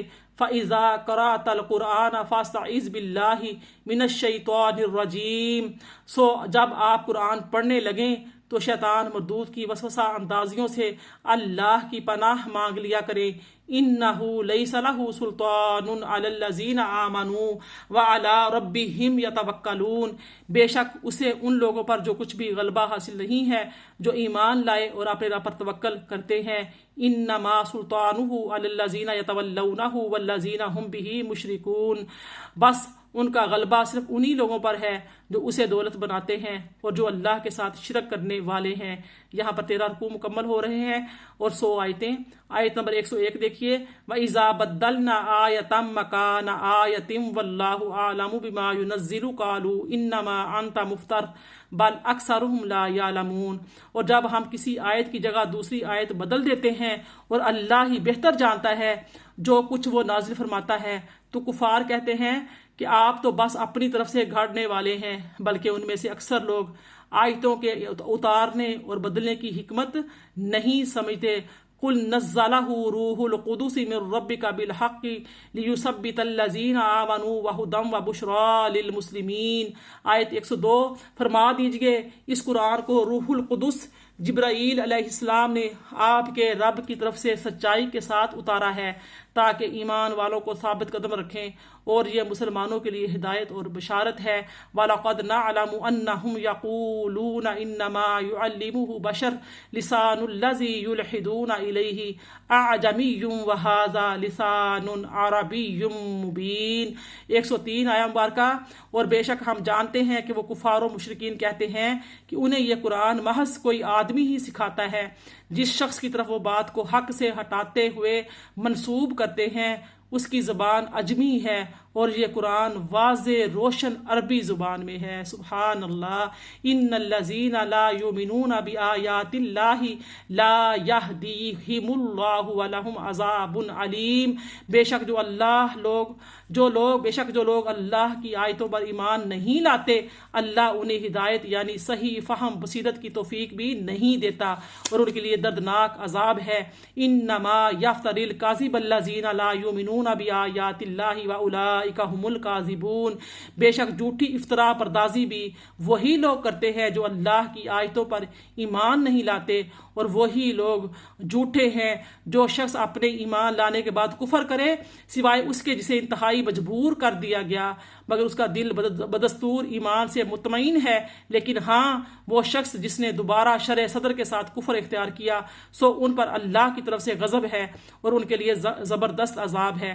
یہاں پر ان کا ذکر ہے کہ جو لوگ مسلمان ایمان والے زبردستی جو ہے قید کر لیے جائیں اور ان کو جان سے مارنے کی دھمکی اور شدید ترین تشدد، اور یہ یقین ہو کہ یہ ہمیں یعنی کہ زندہ نہیں چھوڑیں گے، مار دیں گے، تو اس وقت اگر کوئی ایسی بات وہ کہے تو یعنی کہ اپنے دین سے پلٹ جانے کے لیے کہیں، تو جب کہ دل میں پختہ ایمان موجود ہو تو پھر وہ اپنی جان بچانے کے لیے یعنی کہ بات مان سکتے ہیں۔ اور جو لوگ اپنے کھلے سینے کے ساتھ کفر اختیار کرتے ہیں ان کے لیے فرمایا گیا یہاں پہ بڑا یعنی کہ سخت اور زبردست عذاب ہے۔ ذالک بأنہ مستحب الحیات الدنیا علی الآخرۃ وان اللہ لا یہدی قوم الکافرین۔ آیت 107 ہے، یہ اسی وجہ سے کہ انہوں نے دنیاوی زندگی کو آخرت پر عزیز رکھا، اور اس لیے کہ اللہ کافروں کی قوم کو ہدایت نہیں فرماتا۔ اولئک الذین طبع اللہ علی قلوبہم وسمعہم وابصارہم واولئک هم الغافلون۔ یہ وہ لوگ ہیں کہ اللہ نے ان کے دلوں پر، ان کے کانوں پر، ان کی آنکھوں پر مہر لگا دی ہے، اور یہی لوگ ہی آخرت کے انجام سے غافل ہیں۔ لا جرم انہم فی الآخرۃ هم الخاسرون۔ یہ حقیقت ہے کہ بے شک یہی لوگ آخرت میں خسارہ اٹھانے والے ہیں۔ ثم ان ربک للذین ہاجروا من بعد ما فتنوا ثم جاہدوا وصبروا ان ربک من بعدها لغفور الرحیم۔ 110 آیتیں 14 کو مکمل ہو رہے ہیں۔ ترجمہ سماعت فرمائیں۔ پھر آپ کا رب ان لوگوں کے لیے جنہوں نے ظلم و جبر کرنے والے کافروں کے ہاتھوں آزمائشوں اور تکلیفوں میں مبتلا کیے جانے کے بعد ہجرت کی، یعنی اللہ کے لیے اپنے وطن چھوڑ دیے، پھر دفاعی جنگیں کیں اور جنگ و جدال، فتنہ و فساد اور ظلم و جبر کے خلاف سینہ سپر رہے، تو اے حبیب مکرم، آپ کا رب اس کے بعد بڑا بخشنے والا نہایت مہربان ہے۔ وہ دن یاد کریں جب ہر شخص محض اپنی جان کی طرف سے دفاع کے لیے جھگڑتا ہوا حاضر ہوگا، اور ہر جان کو جو کچھ اس نے کیا ہوگا اس کا پورا پورا بدلہ دیا جائے گا، اور ان پر کوئی ظلم نہیں کیا جائے گا۔ وَضَرَبَ اللَّهُ مَثَلًا قَرْيَةً كَانَتْ آمِنَةً مُطْمَئِنَّةً يَأْتِيهَا رِزْقُهَا رَغَدًا مِّن كُلِّ مَكَانٍ فَكَفَرَتْ بِأَنْعُمِ اللَّهِ فَأَذَاقَهَا اللَّهُ لِبَاسَ الْجُوعِ وَالْخَوْفِ بِمَا كَانُوا يَصْنَعُونَ۔ آیت 112 ہے، اور اللہ نے ایک ایسی بستی کی مثال بیان فرمائی ہے جو بڑے امن اور اطمینان سے آباد تھی، اس کا رزق اس کے مکینوں کے پاس ہر طرف سے بڑی وسعت و فراغت کے ساتھ آتا تھا۔ پھر اس بستی والوں نے اللہ کی نعمتوں کی ناشکری کی تو اللہ نے اسے بھوک اور خوف کے عذاب کا لباس پہنا دیا، ان اعمال کے سبب جو وہ کرتے تھے۔ یعنی کہ اللہ تعالیٰ کی نعمتوں کو ضیاع جو ہے وہ کیا ہے، اللہ تعالیٰ کے عذاب کا سبب بنتا ہے۔ وَلَقَدْ جَاءَهُمْ رَسُولٌ مِّنْهُمْ فَكَذَّبُوهُ فَأَخَذَهُمُ الْعَذَابُ وَهُمْ ظَالِمُونَ۔ اور بے شک ان کے پاس انہی میں ایک رسول آیا تو انہوں نے اسے جھٹلایا، پس انہیں عذاب نے آ پکڑا اور وہ ظالم تھے۔ پس جو حلال اور پاکیزہ رزق تمہیں اللہ نے بخشا ہے تم اس میں سے کھایا کرو اور اللہ کی نعمت کا شکر بجا لاتے رہو، اگر تم اسی کی عبادت کرتے ہو۔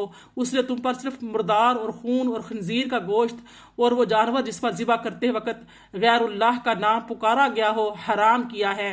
پھر جو شخص حالت اضطرار یعنی انتہائی مجبوری کی حالت میں ہو، نہ طلب لذت میں احکام الہی سے سرکشی کرنے والا ہو اور نہ مجبوری کے حد سے تجاوز کرنے والا ہو، تو بے شک اللہ بڑا بخشنے والا نہایت مہربان ہے۔ اور وہ جھوٹ مت کہا کرو جو تمہاری زبانیں بیان کرتی رہتی ہیں کہ یہ حلال ہے اور یہ حرام ہے، اس طرح کہ تم اللہ پر جھوٹا بہتان باندھو۔ بے شک جو لوگ اللہ پر جھوٹا بہتان باندھتے ہیں وہ کبھی فلاح نہیں پائیں گے۔ میری پیاری بہنوں، یہ حلال اور حرام کے بارے میں تفصیلاً ہم بیان کر رہے ہیں۔ 117 آیتیں دیکھیے۔ متاع قلیل ولہم عذاب علیم۔ فائدہ تھوڑا ہے مگر ان کے لیے عذاب بڑا دردناک ہے۔ وعلی الذین ہادوا حرمنا ما قصصنا علیک من قبل وما ظلمناہم ولکن کانوا انفسہم یظلمون۔ اور یہود پر ہم نے وہی چیزیں حرام کی تھیں جو ہم پہلے آپ سے بیان کر چکے ہیں، اور ہم نے ان پر ظلم نہیں کیا تھا لیکن وہ خود اپنی جانوں پر ظلم کیا کرتے تھے۔ آیت نمبر 119 ترجمہ سماعت فرمائیں۔ یہاں پر 15 رکوع اور 119 آیتیں مکمل ہو رہی ہیں۔ بے شک آپ کا رب ان لوگوں کے لیے جنہوں نے نادانی سے غلطیاں کی پھر اس کے بعد تائب ہو گئے اور اپنی حالت درست کر لی، تو بے شک آپ کا رب اس کے بعد بڑا بخشنے والا نہایت مہربان ہے۔ ان ابراہیم کان امۃ قانتا للہ حنیفا ولم یک من المشرکین۔ بے شک ابراہیم علیہ السلام تنہا ذات میں ایک امت تھے، اللہ کے بڑے فرما بردار تھے، ہر باطل سے کنارہ کش، صرف اسی کی طرف یکسو تھے، مشرکوں میں سے نہ تھے۔ شاکرا لانعمہ اجتباہ وہداہ الی صراط مستقیم۔ اس اللہ کی نعمتوں پر شاکر تھے، اللہ نے انہیں چن کر اپنی بارگاہ میں خاص برگزیدہ بنا لیا اور انہیں سیدھی راہ کی طرف ہدایت فرما دی۔ وآتیناہ فی الدنیا حسنہ وانہ فی الآخرۃ لمن الصالحین۔ اور ہم نے اسے دنیا میں بھی بھلائی عطا فرمائی اور بے شک وہ آخرت میں بھی صالحین میں سے ہوں گے۔ ثم اوحینا الیک ان اتبع ملۃ ابراہیم حنیفا وما کان من المشرکین۔ پھر اے حبیب مکرم ہم نے آپ کی طرف وحی بھیجی کہ آپ ابراہیم علیہ السلام کے دین کی پیروی کریں جو ہر باطل سے جدا تھے اور وہ مشرکوں میں سے نہ تھے۔ انما جعل السبت علی الذین اختلفوا فیہ وان ربک لیحکم بینہم یوم القیامۃ فیما کانوا فیہ یختلفون۔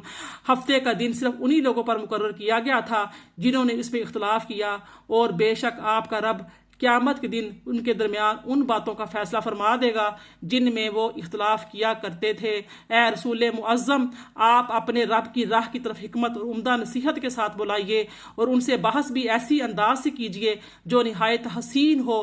بے شک آپ کا رب اس شخص کو بھی خوب جانتا ہے جو اس کی راہ سے بھٹک گیا، اور وہ ہدایت یافتہ لوگوں کو بھی خوب جانتا ہے۔ وَإِنْ عَاقَبْتُمْ فَعَاقِبُوا مِثْلَ مَا عُوقِبْتُمْ بِهِ وَلَئِنْ صَبَرْتُمْ لَهُوَ خَيْرٌ لِلصَّابِرِينَ۔ تو اتنی ہی سزا دو جس قدر تکلیف تمہیں دی گئی تھی، اور اگر تم صبر کرو تو یقیناً وہ صبر کرنے والوں کے لیے بہتر ہے۔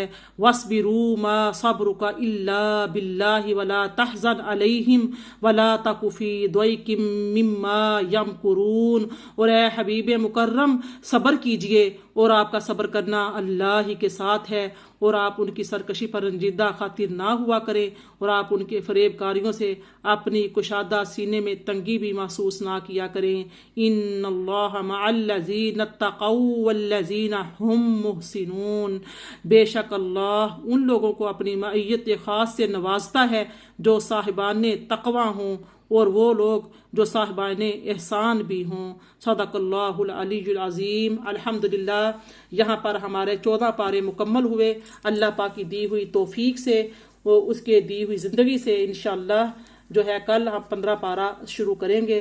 اللہ پاک سے دعا ہے کہ جو ہم نے اس پارے کے اندر غور و فکر کیا ہے، اللہ پاک اسے ہمارے سینوں کا نور بنا دے، ہماری ہدایت کا ذریعہ بنا دے، اور یہ ہدایت اللہ پاک ہماری نسلوں تک، ہماری اولادوں تک منتقل فرمائے۔ اللہ پاک اپنے فرما برداروں میں ہمیں شامل فرمائے۔ انت ولی فی الدنیا والآخرہ توفنا مسلما والحقنا بالصالحین، آمین یا رب العالمین۔ اللہ پاک تمام بیماروں کو شفائے کاملہ عاجلہ نصیب فرمائے، تمام بیماروں کو رزق حلال و طیب نصیب فرمائے، بے اولادوں کو نیکوکار صالح اولاد عطا فرمائے۔ جو بھی مسلمان جہاں جہاں تنگ دست ہیں، پریشان حال ہیں، اللہ پاک ان سب کی تنگ دستیاں اور پریشانیاں دور فرمائے، آمین یا رب العالمین۔ السلام علیکم ورحمۃ اللہ وبرکاتہ۔